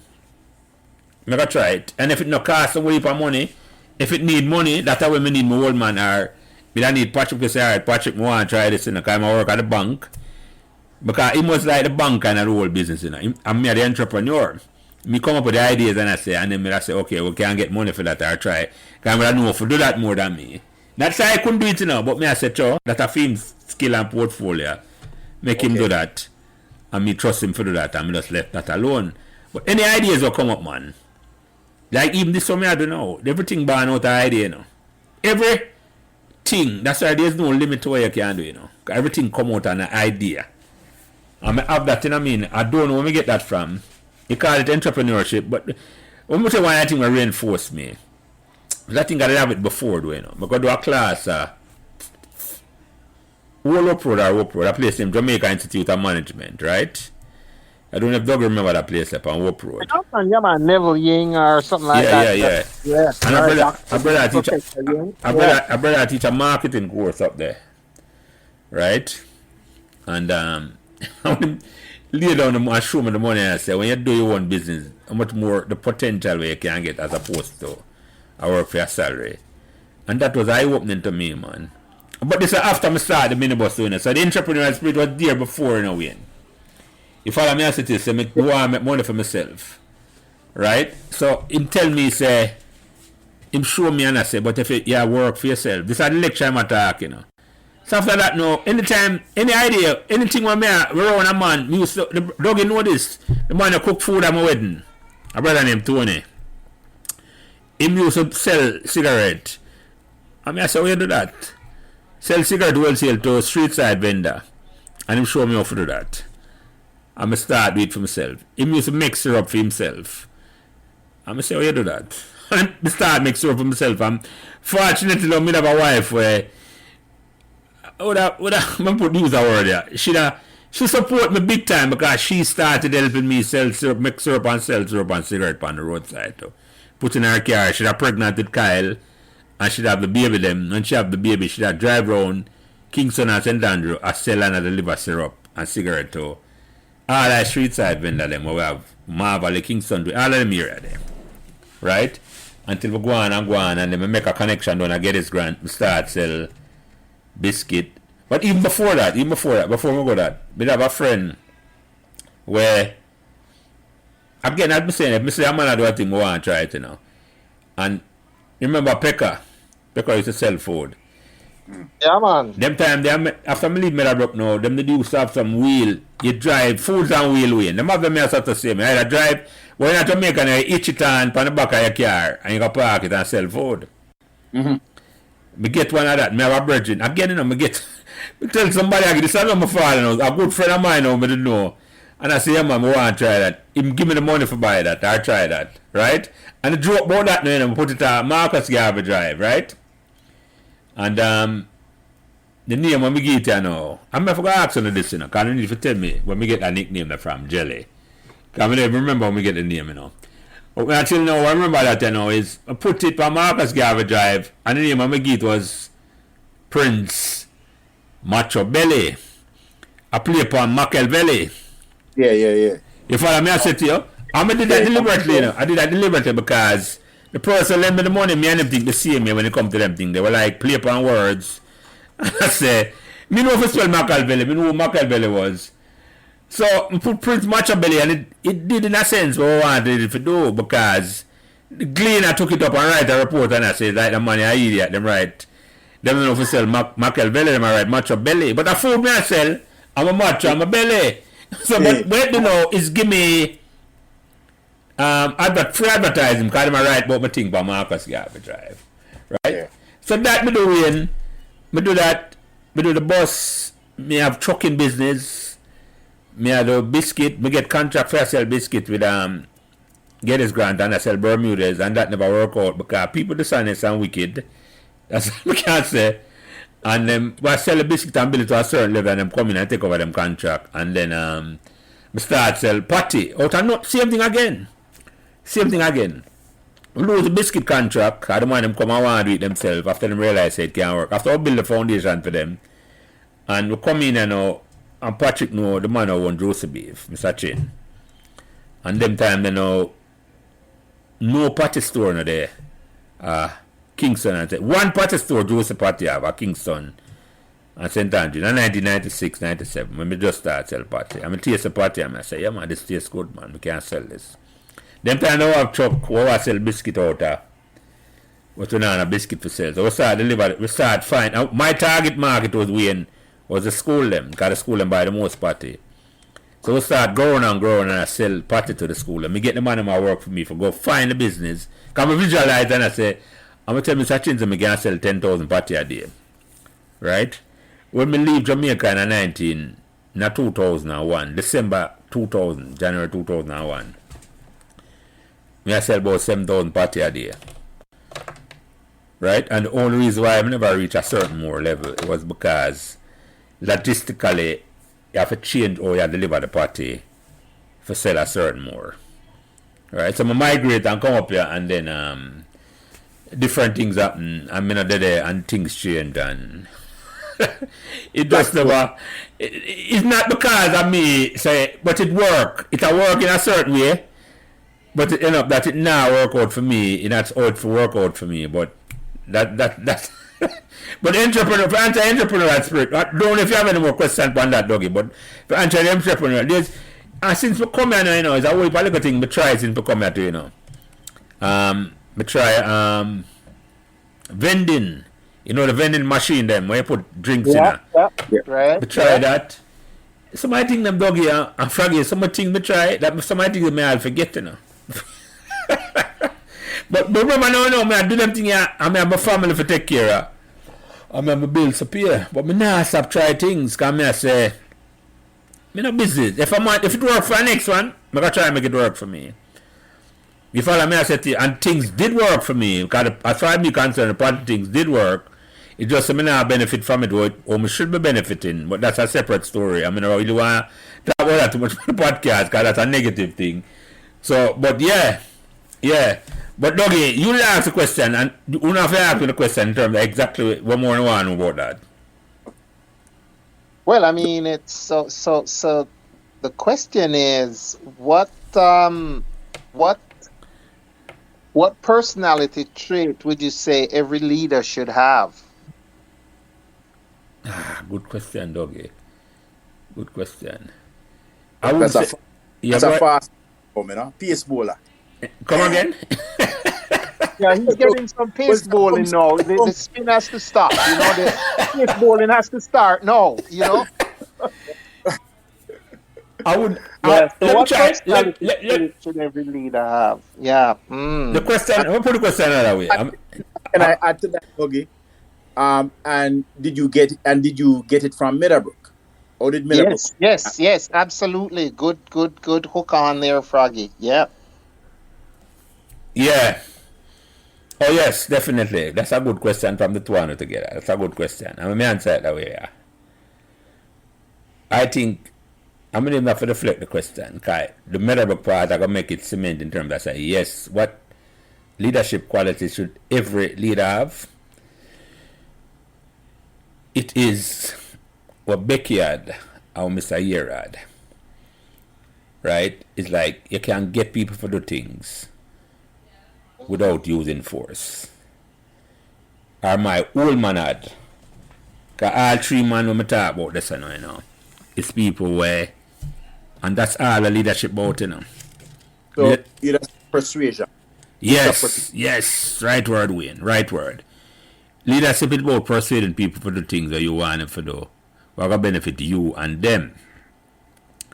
Right? Because leadership can't be about benefiting you alone, you know. That's not leadership. That is parasitical. That's not leadership. You can't lead somebody for do something and when you look around and I say, are you want to benefit? Meaning of them leadership thing there. As far as me concerned, that's not even leadership. That's being a parasite. You follow my city, but what my old man teach me, what Mr. Becky teach me, and what Mr. Ear teach me, leadership in a sense with a gentle touch. And let me use the word gentle touch, you know, with a persuasion skill where you don't have to use force or you don't have to, it's how you communicate to people in a certain way you can get anything done. And if leaders have that. But it starts from where, you know, you think and I say is a win-win relationship. It's not a relationship of one win and one lose. You know. I'm not going in a relationship where that wouldn't be my leadership style. I mean I say that's the mark of a successful leader where everybody a win.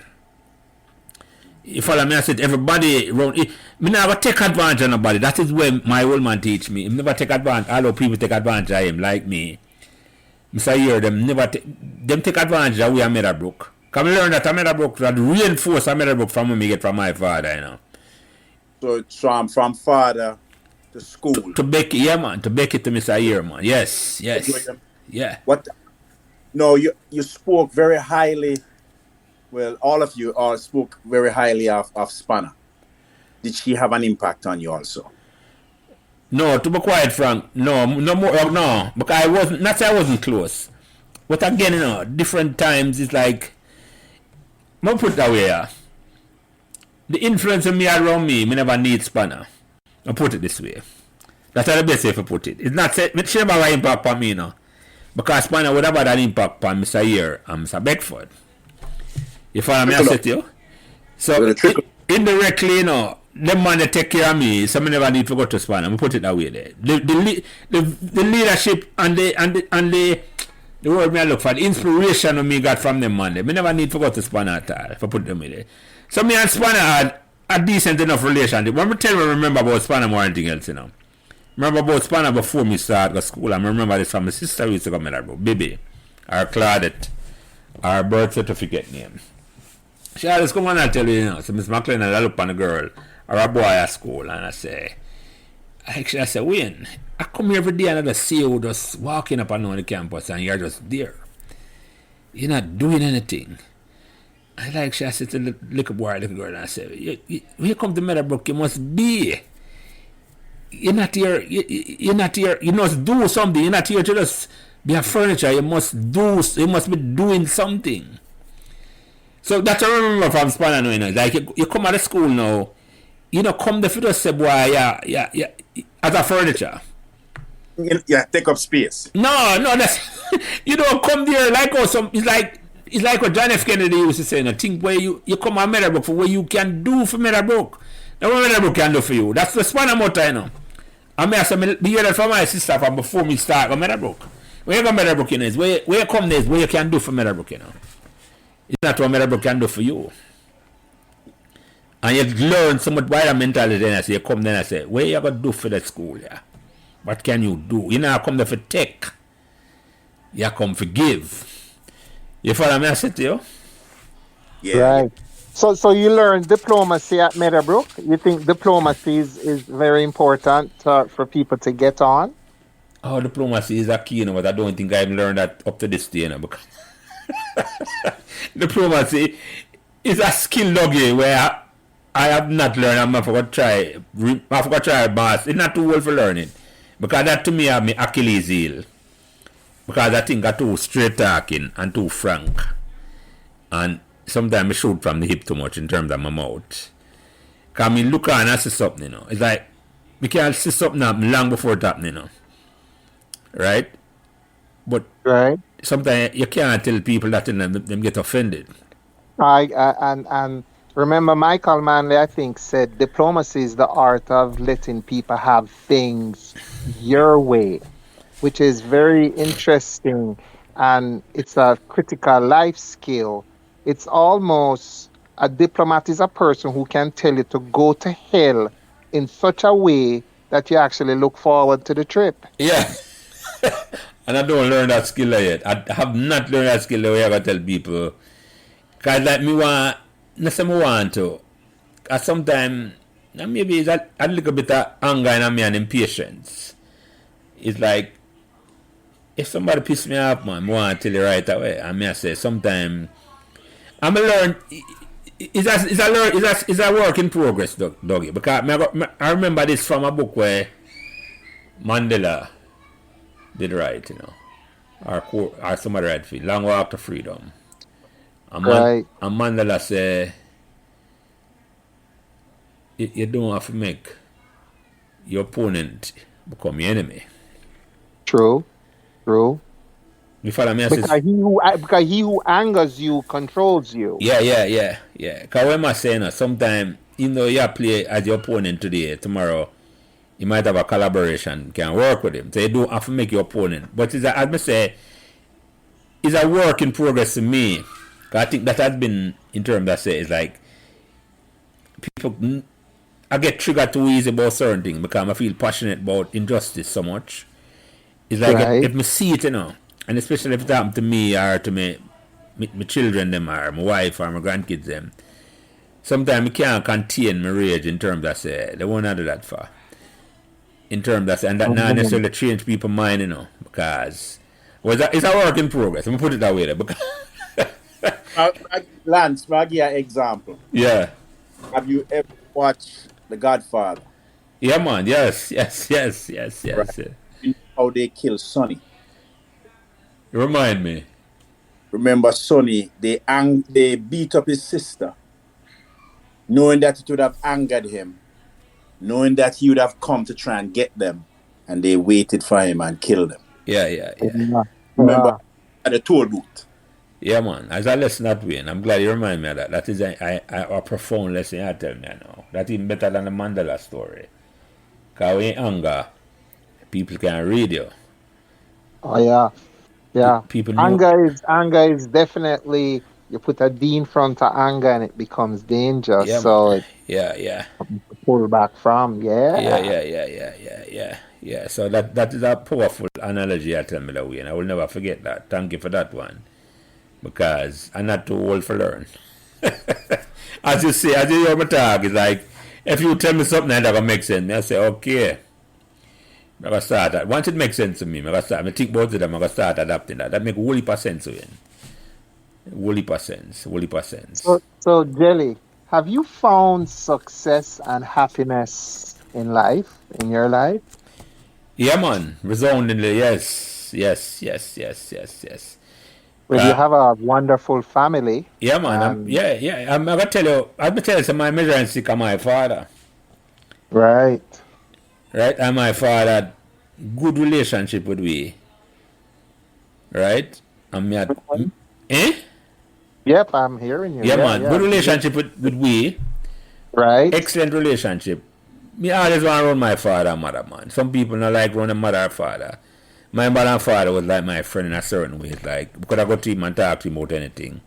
We're on the dinner table, could I talk and discuss anything. Run joke, respectful disagreement and discussion. Right? Always, the Sunday dinner table was always constantly. We have discussed all sorts and different topics. So, when we look on and see what me have, right? I'm tell you, say, me have 1/10 of my father. I remember my children, them round me all the while.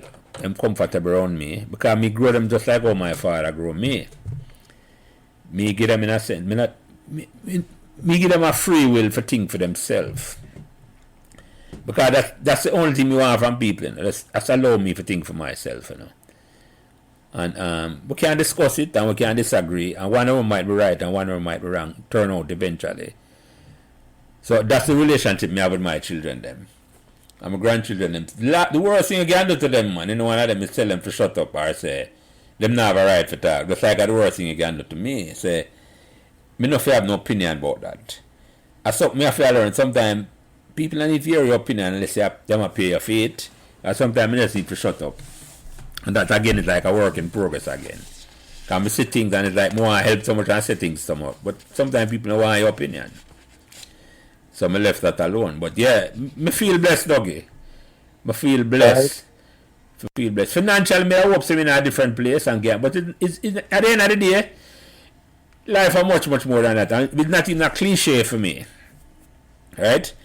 Me look up at my grandchildren, them one thing else, man, and them tone me down a whole heap in terms of say when I was certain place in my life up to the beginning of this year, up to in terms of, and I never realized it, you know. I'm looking up on them, and because a relationship we may have with them, and life complicated, man. You look on and say, right, if you do certain things, you never have a relationship with your grandchildren, them, so it don't make no sense to do certain things. So I've revolutionized my thinking in terms of how me look on things and I say, well, the most important thing is like you have to look on the vision of what you want. It's not even about winning, it's like I said, about not about winning, it's like I said, what exactly the best thing for you. Not even about me, but for your children and my grandchildren them. Because at the end of the day, you know, that is the most important thing in the legacy we are going to leave, you know. But people can look on you and say, right, the children them. Your children them live on, or your DNA go on forever, man. If your children have children and your grandchildren have children, it's like I say, yeah, you live on forever through them. Absolutely. You follow me, I say to you, but if you not take care of them, a certain, I make them think a certain way. They might them live on, they might them move on to our next generation because we all there through luck in a certain way. Yeah. Not all of us survive, not all of us DNA and pass on because the choices we make. So yeah. Yeah. Right. Well, we know that life is rarely a cakewalk, and you are handed a deck of cards in your life, and you have to. Sometimes you can't change those the cards you've been handed, so you have to play the hand you've been handed. That's why some people are great poker players. They have a rotten hand, but they can work it in such a way that you didn't know that they had ace in their hand, and they do. But it is how they present it. It's what they present. So then, how do you push through your worst times? Or how if you had worst times in your life, which we all have that, how do you push through those worst times? What advice do you have for Meadowbrook people, Meadowbrook students, anybody? How you push through the worst times? That's a good question, Dougie. That is a really, really good question. Well, we have to pull some bouncers too, you know. Yo, I mean, with the question Dougie asked, does spirituality have anything to do with how you get through those times?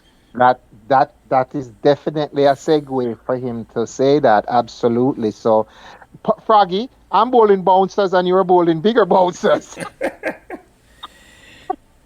Yeah, I will push through the tough time. A good question them there. And if spirituality have to do with it. And the answer is yes. A spirituality mean different thing to different people. A spirituality to me meaning, yeah, my father make sure I go confirmation class. I go confirmation class just when I start Meadowbrook. We used to go St. George's Church. Me and Jackie Morris was confirmed in the same class. You remember Dougie? Jackie Morris was in your class. Very well, very well. Remember her Right, very so I well. was a church. Father make sure I go church. Him never push a church down my throat like some parents probably do. And him never go church. Him never make we go church alone. He was always there. Him and my mother was always there, right? Up until the time that I have to carry him go church. Every Sunday, if he want to go church, him go St. George, he said him live up from my car. I wake him up. I carry him go church. So the spirituality is there. Some of the worst time I think through, some of the, when you go through the worst time, you have to do only with spirituality, not necessarily the church. But what the church does is teach you spirituality. And if you can get that message from, and spirituality to me is like knowing yourself. Is reflecting by yourself and knowing yourself and that's right. How you think about things in it. Because everything, I'm going to tell this to my youth them all the while, everything where you do begins with a thought, There's nothing where you do in a life we don't begin with a thought. And you ask yourself and say, where do those thoughts come from? Right. You follow me, I say to you, and sometimes you don't even know where your thoughts come from, Sometimes you don't know where your thoughts come from, and sometimes people try to put thoughts in your head, or situation to put thoughts in your head. And it's how you make sure, say, it take a whole heap of work, it take a whole heap of reading a certain kind of books. These days, listening, because I'm listening to a whole heap of videos, because I'm a whole heap of driving by myself at daytime. And when I listen to videos or podcasts, reflect back on a whole heap of them type of podcasts, in terms of, say, just personal growth and development podcasts, right? Or man will do it again. That's my example. Man will go through tough time, or them ride them wave them, or them go through it. Right. Right? Hey, sorry. I was just going to ask, when you said that, can you tie in any of that with the spirituality and going through tough times with how Meadowbrook helped you along the way? Because you played sports, academics, social, did anything in Meadowbrook help you in your tough times? Oh, definitely, Wayne. Definitely. That's again, it's a good question that and a good segue that because I'm gonna go directly back to this. Cause me flippantly I dismiss this, but it's an important thing. Remember, success never come easy for me at Meadowbrook, And success meaning when you actually win. Me never, not even say we win, Me never even make the team on a permanent basis till me start captain the team in 1981. Right? But guess what I realize now, say, go back to the question with Dougie asked, when you push through the hard time, You just have to keep going. It's like your resilience, me learn resilience at Meadowbrook, man. If that's the one thing you want to make sure the people might learn at Meadowbrook will come after me or listen, resilience is like you can't sports allow you teach you that more than anything else, Because when you play cricket, I agree with that.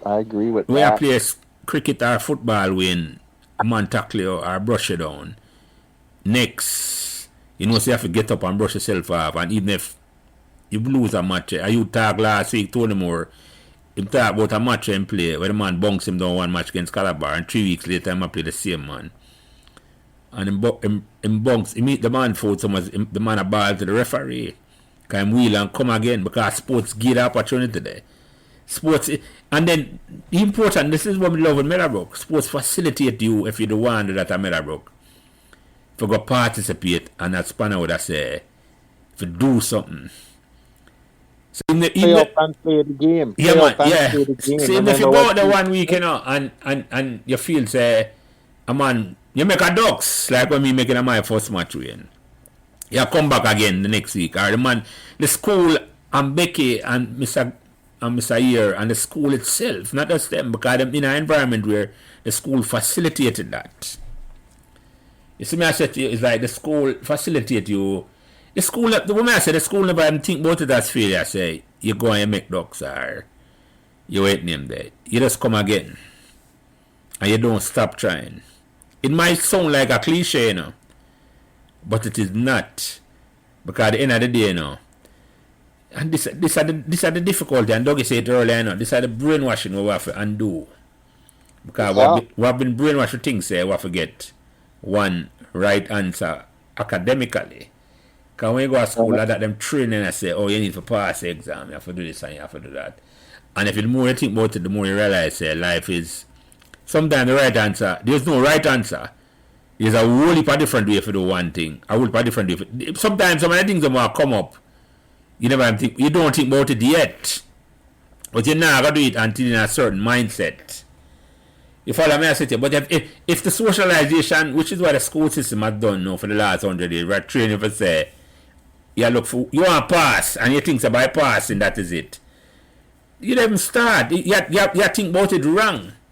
What you want to think about it is, and I say, you want to move, you want to try and do it a different way. It's like you come with a clean slate. And I say, what is the solution? Or you come up with several different solutions to do this. Or with a new solution.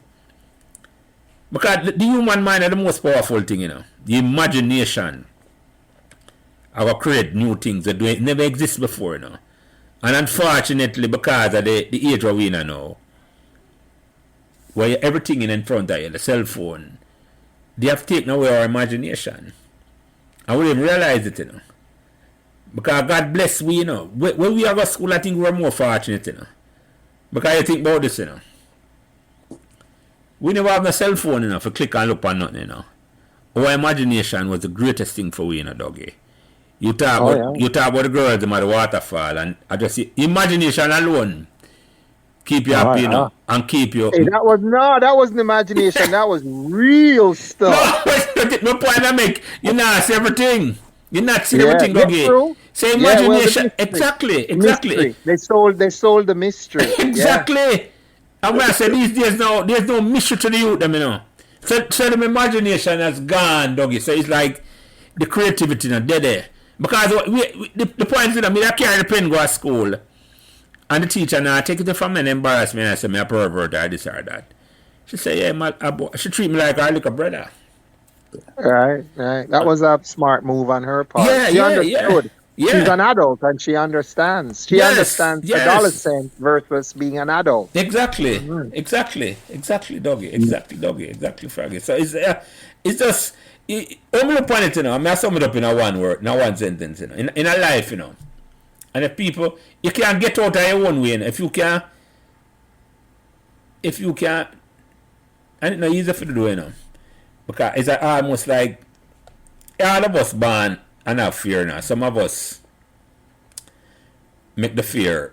Some of us are socialized, and people use our fears to take over our imagination, for control way. Right? Mm-hmm. So the fear hold you back a whole heap, you know. Some people think say them story not good enough, or them I can't try one time and fail and that is it. And I'm not realizing saying, you know, by getting up back, you know, they might inspire somebody else. Or by telling for them story, they might inspire a man and I say, right, but look where him though, me could have done that too. But the fear has stopped you from doing it, you know. And fear is a legitimate thing, you know. Because if you never fear things, you wouldn't survive. But a whole heap of things to fear these days is irrational.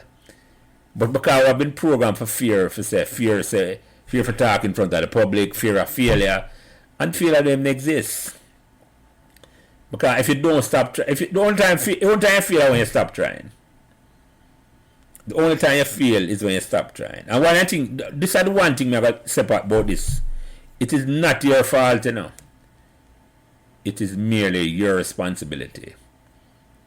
So what I'm saying, you know, and your fault, it doesn't matter how fault, you know. But your responsibility for starting different. You see me, I said to you, how you become and where you are, you know, sometimes it's not your fault. And if you look on it away, if you adapt that attitude, it's not your fault, but it's your responsibility to move forward. Right. Well, as John Lennon rightly said, there are two major motivating factors in life: fear and love. And you have to somehow come to a balance between them to survive and to learn and to understand. So And fear are the default one. That is the problem. yeah, but love overcomes everything. Yeah, but That's what yeah, I learned from Meadowbrook was love. it does. It And does, doggy. yeah. But we have been programmed to fear so much. It's like it have to take work to overcome. Because it's like you have to get rid of it. And that's a fear I will keep you alive, you know. It does. Because if you don't fear now, you walk out in the road and a car lick you down or Right. insect bite you know say. So fear is a legitimate thing. We're not dismissing it, you know. Right. But you have to think for yourself a certain way and realize that some of them fear are irrational. Right. You don't want it to cripple your Yeah. imagination and to cripple your process of moving forward. But you have enough to keep Let me give you an steady. example of that. We're all born with fear now. We're all born with fear now. Because up to the age of 29, you know, I was socialized for free or duppy. Right. Yeah, we learn fear. I think we learn fear. We learn fear. No, man, no, it's not just learn. There are two things up, doggy. Evolutionary, half instinctive. Fear is an instinctive reaction, you know. Right. Fear is like cracking bowl of ball and you come close to your nose. You say, right now, I want to come close to your nose again. Yeah, exactly. So it's an instinctive reaction, you know. You're born with it. Yeah. You're born with that, you know. But what's happening, you know, is that some people use your instinctive reaction. You fear a roach, or you fear a spider, or you fear stand up in front of public. People have used that now for control you in a way and take away your love spirit where I go create. Right? And if we can get over this, if we get out of the way, you know, it's not easy for the do, you know. Because and then it on a mass scale people manipulate you into think about certain things and make you fear certain things when they exist. Right? Yeah. But may I tell you, man, me the fear duppy up until you know me get over that. Hey, I was scared like hell growing up. Remember them had that casket thing in Jamaica. Yes, and it caused me so many sleepless nights, and I'm like, how is this getting into my psyche? Here. Yeah. Yeah, no, right, exactly. And guess what now, no? Your people them older than you know, they use that fear we have legitimately initially, you know. And what them they use it for though? For control you. So if them want to certain things them I said, doggy, if you don't It's coming for you. Yes, I'm going to make the 3-wheel car for come get exactly. And that me I talk about, doggy. And that trigger the me I talk about, no, you know. So fear come out legitimately, you know. But people around you, whether your parents or the community we live in, use that fear. And sometimes the bigger country at large use that fear there and control you because them know why you think in a flourishing and a loving way. I want you to trust me, man. Once you start thinking that way, man, the sky is the limit, man. The sky is the limit, doggy and froggy. May I tell you. So, me get over that because my mother look on me. And that's by chance. By chance, mother look on me and say, Lance, me I work and I go, me I sell auto parts. Remember that, doggy? Me I sell auto parts. Yeah, the one on South Camp Road, the IMI or whatever. Eh? Yeah. Time out. Is there anything you never sell at Jamaica, brethren?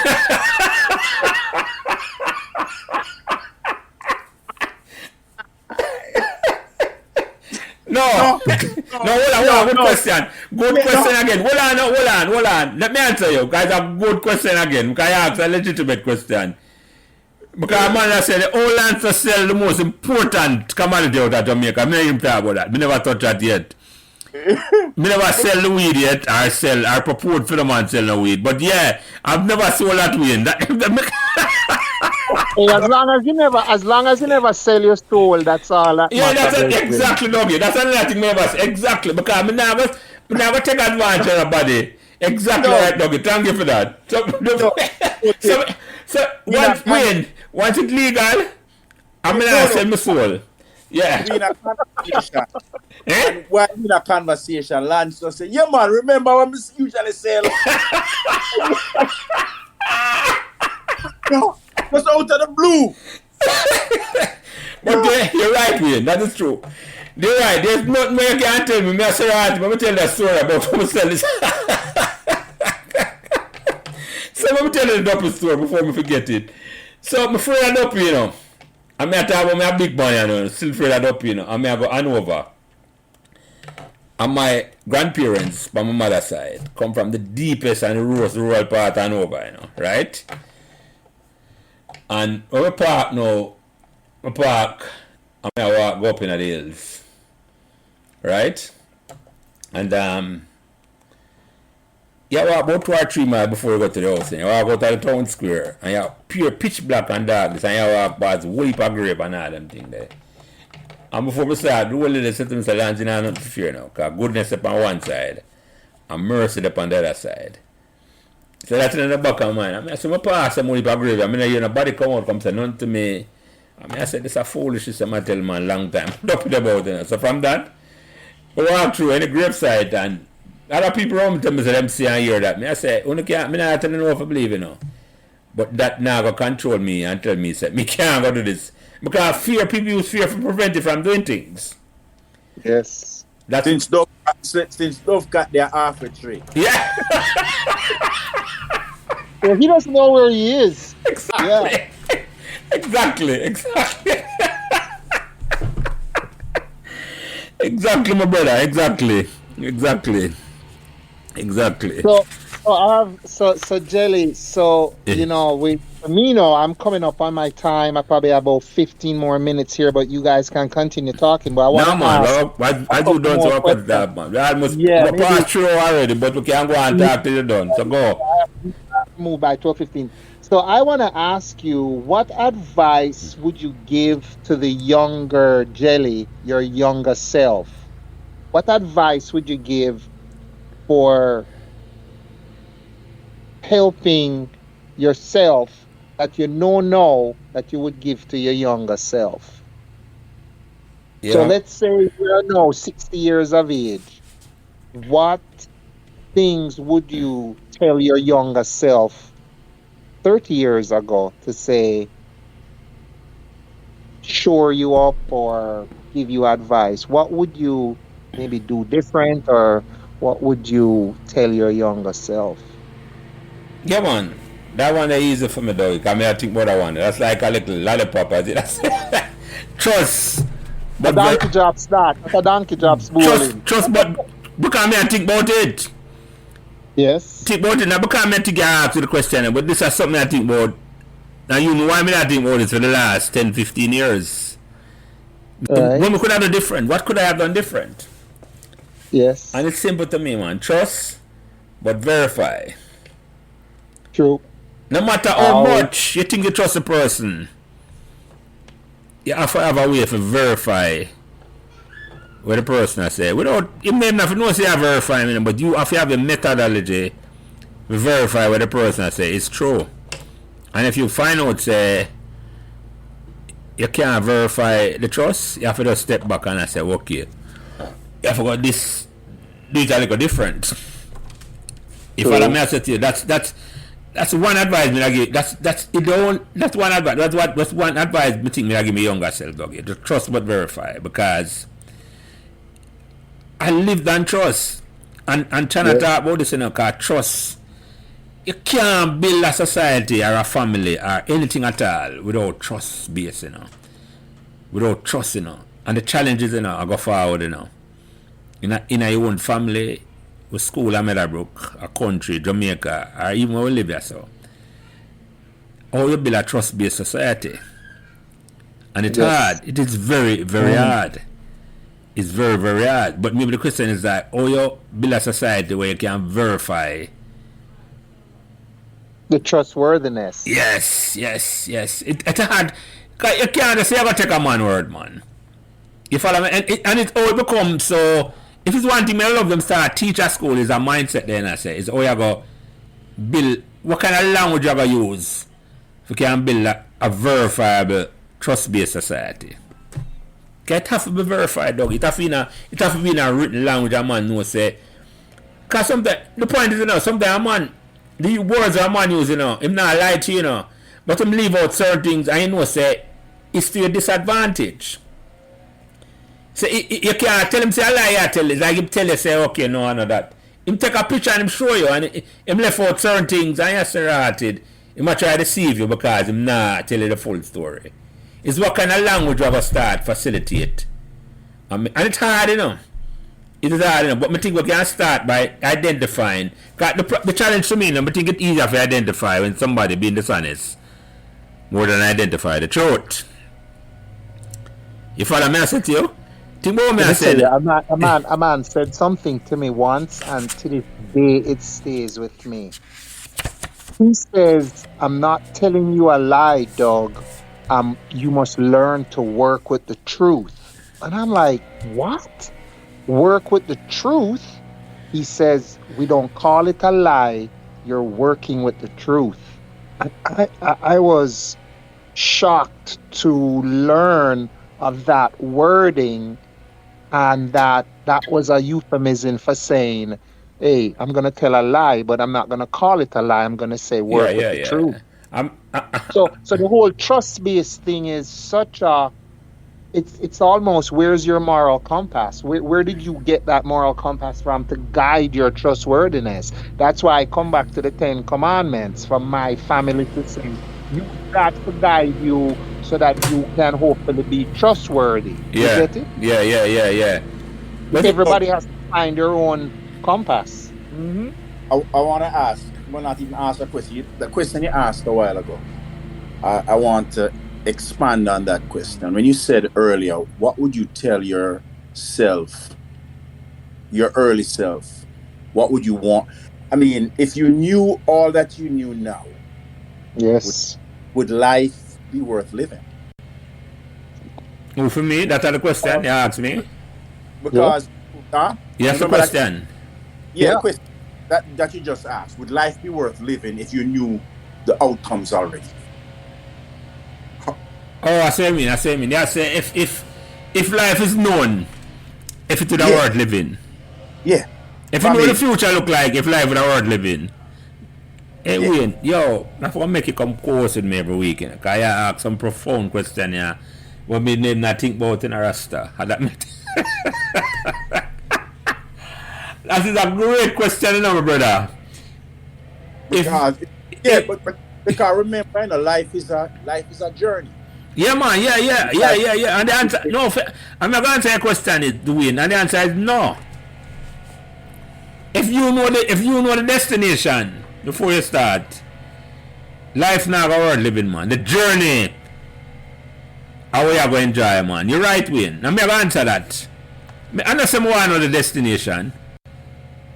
What I want to do is building, because you can build greater than what you want, you know. Right? Your imagination allow you, if you don't have fear in your mind, to build greater things. What they exist, where they not think about, you know. Right? And prevent you from people manipulating and lying to you, you know. Is all you have to, because I think we could have, as a world, as a society, as a family, we could have create much greater things than we have now, you know. But because people want one-upmanship and want lie to people and take advantage of people, it's time for it. Wouldn't you classify that as human nature? Yeah, it is. It is human nature, Wayne. It is. Yes, human nature. It is, but it is also human nature to be creative and do good things. It says it's human nature both, you know. What may I say now? It's not like me I say me I guarantee what will happen, you know. But me I say, in my lifetime, life has turned out to be a way. It's like you have fight to overcome evil because people live a different way. And me I say, because we live in a fear-based mentality then. That's the point me I make. And me I say, but it's not, it's a human nature win. But me I say, if more people can stop think in a fear-based way and start thinking in a love-based way, as Dougie call it, and more, you don't know the result of that now, Wayne. You still have bad luck and all them things there, you know. But you could have created a whole lot more things. There's no guarantee what you have to create, you know. But instead of things that get things worse and worse, as my auntie said to me, in a love-based world, things can be better, good and better. You see me I said to you? Yeah. Mm-hmm. You understand? It's not so easy because it's not like me I say, I don't want a world women have no choice then. In a sense, that's why I ask, Where you just say, okay, you guarantee, you know, Lance, you just go on Meadowbrook and you go win sunlight, and you go do this, and you go do that, and you just keep winning, and you keep winning. That's a boring life win. The journey, and the fun, and the relationship where you build, like what we are talking now, are the most important thing, man. That's why the conversation where is so important and so nice, Because the memories when I come back and you talk about them, I laugh about them, I say that. At the time, it wasn't fun, but when you look back on it, you find the joys. Usually, that's where the good stories come from. Yeah, man. Yeah, we but remember now, we can look back on it with fun because we never take advantage of each other.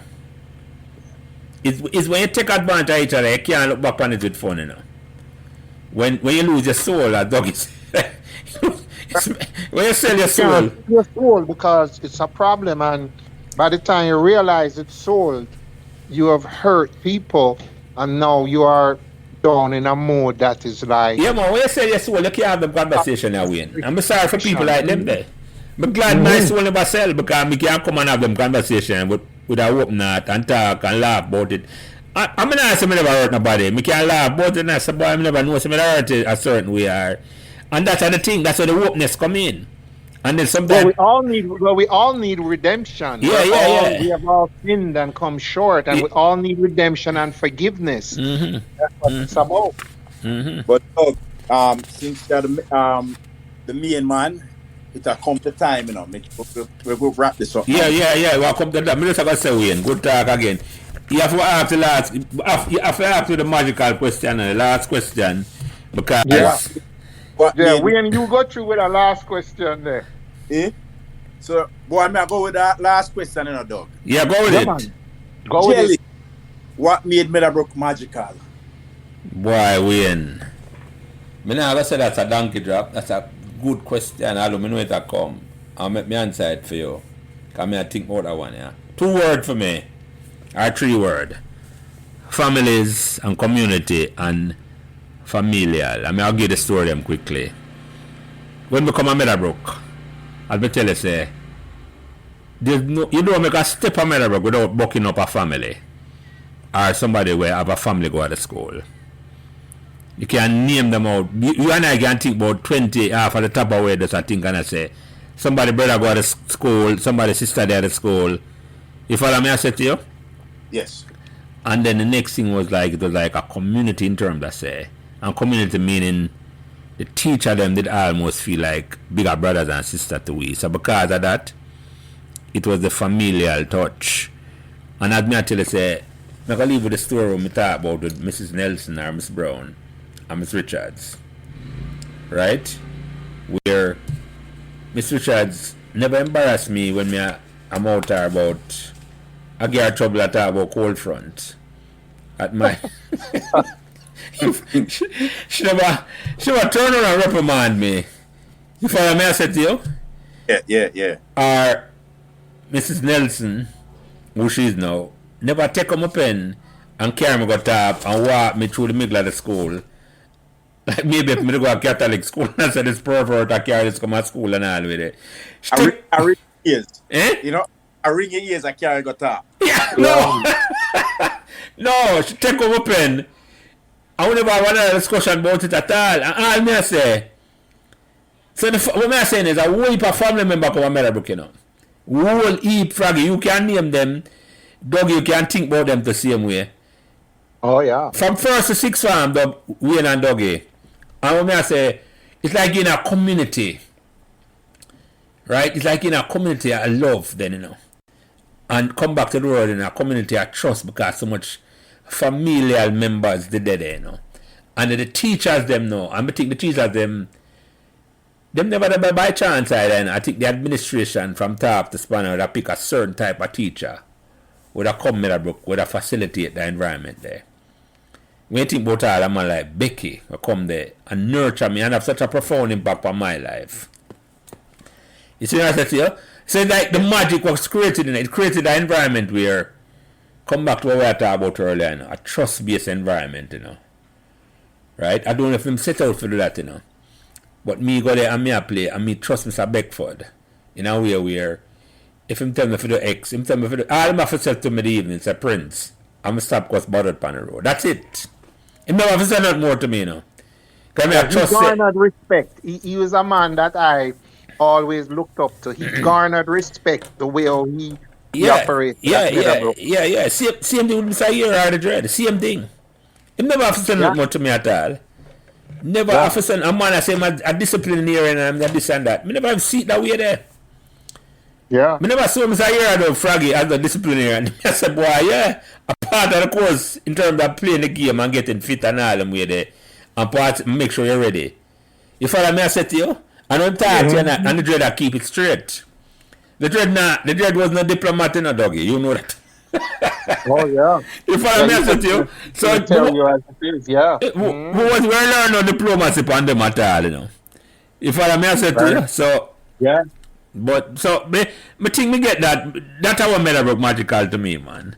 The families, the community, and the fact it was almost like a familial setting, Right. right? But me can't leave without mentioning one thing, you know, right? Because I'm not talking much about my friend in my sixth farm, right? And Dougie knows some of them. I'm going to talk about this because I want to mention the fact that this week, me say, we Meadowbrook have a homecoming a come up at the end of July, right? Okay. Ray Goodman and Brown are perform. Oh really? Yeah, man, Ray Goodman and Brown are perform. And why I remember that, you know. And that I remember now 40 years ago again, you know. And Ray Goodman and Brown, I mean, I call my friend them name now, David Hill, Lyndon Curtis, the man I mean a sixth farm, Lincoln Brown, and I use them Christopher Hamilton. I don't know if you remember me. All Right? of them. I remember all of them. Yeah, man, right? Lyndon dead, I know, so God rest him soul, in passed on a couple of years ago. But remember Froggy, I don't know if you know that story, I made that sixth farm today. And why Ray Goodman and Brown come up, you know, and I big it up because I want to promote the concert. The homecoming I come up at the end of July. Because anything for Meadowbrook, people support Meadowbrook, I do that. And Right. me then a Yeah. sixth farm building upstairs, top side of the library, Froggy. And me I sing Ray Goodman and Brown song, Happy Anniversary. Right? Yep. Yep. Yep. I mean, the high note, you know. I'm going to go to the high note and say, Happy Anniversary. Don't care, Wayne. Listen, a girl look up at me and Dougie know her. I think she married the Furtherburn, Denise Marks. Yeah. She Yeah. hear me singing away and she say, in her fine voice, who said that? I'm going to say, me. And she say, wow, it sound like the original. Yeah. There you go. I never said that. Can you do that for it? Yeah. So like the original Wayne, I may say if people are your original Ray Goodman and Brown, I don't know if for the full group, we'll make sure show up at the homecoming and come up at the end of July. But that was trust me Dougie, that was some memorable time I met a Brook man. That in a sense, just a journey there. Just a journey there, my brother. Me love it, man. Me love it. Me, Oh yeah. me love it. For sure. Me love it. Me love it. So do the wrapping up, Dougie, because at 12:15 now, I know you have to go away. So you do the wrapping up and say, boy, close this out. Close me out. Well, this thing called life is very complicated, and it is not about how many times you fall down, it's how many times you get up. It is how you go about managing your family, because family next to God is the most important thing. As you say, your family lives through you, or you pass on those genes, and you passed on the genes from Sister Lily and Sir Thomas, and you are enjoying a good life with your family, and you have great memories with people like myself and all your other friends, Froggy, the whole circle. And so these things are goodness that God gave us the time that we could be here to fellowship with each other, because not everybody was so fortunate or so blessed to still be above ground. So we give thanks for liberty and life, and live and let live. And thank you for this. Come on. That's it. Froggy, you know the last word before we just close it out. Just thank you. Thank you for inviting me. I appreciate it. Thanks for involving me and not forgetting me I appreciate more than you know. Oh, yeah, Alright. man. And me appreciate both of you come. And Froggy, trust me, I will be calling up on you again because, trust me, you are... And bowl some bunks at you in a nice way. Eh? And bowl some bunks at you in a way that you could Yo, do. the man, yo, him not understand him potential. But when him listen back this, him always say, wow, so like the original. So tell Angela happy birthday. I mean, that's a major thing, and bless up to all the moms, Yeah, man. Happy Mother's Day to all of the mothers them. This will come out after Mother's Day, but anyway, happy belated Mother's Day to Right. all of the mother them. So, thank you, Dougie. Thank you, Yeah. Wayne. Appreciate this, and we talk. Alright. Appreciate, yeah, man. Cool, All yeah. right. All right, brethren. Take it easy. Thanks for listening to Meadowbrook Memories, and remember to give us all the support and encouragement you can on whatever social media platform you are listening. And special thanks to my production manager, Kyle Prince, who takes care of everything involving getting the podcast out every week. And without him, this podcast would not be possible. It is his expertise that allows me to do what I love doing every week, having great conversations about Meadowbrook Memories, and he's responsible for everything else. So again, thanks to my production manager, Kyle Prince.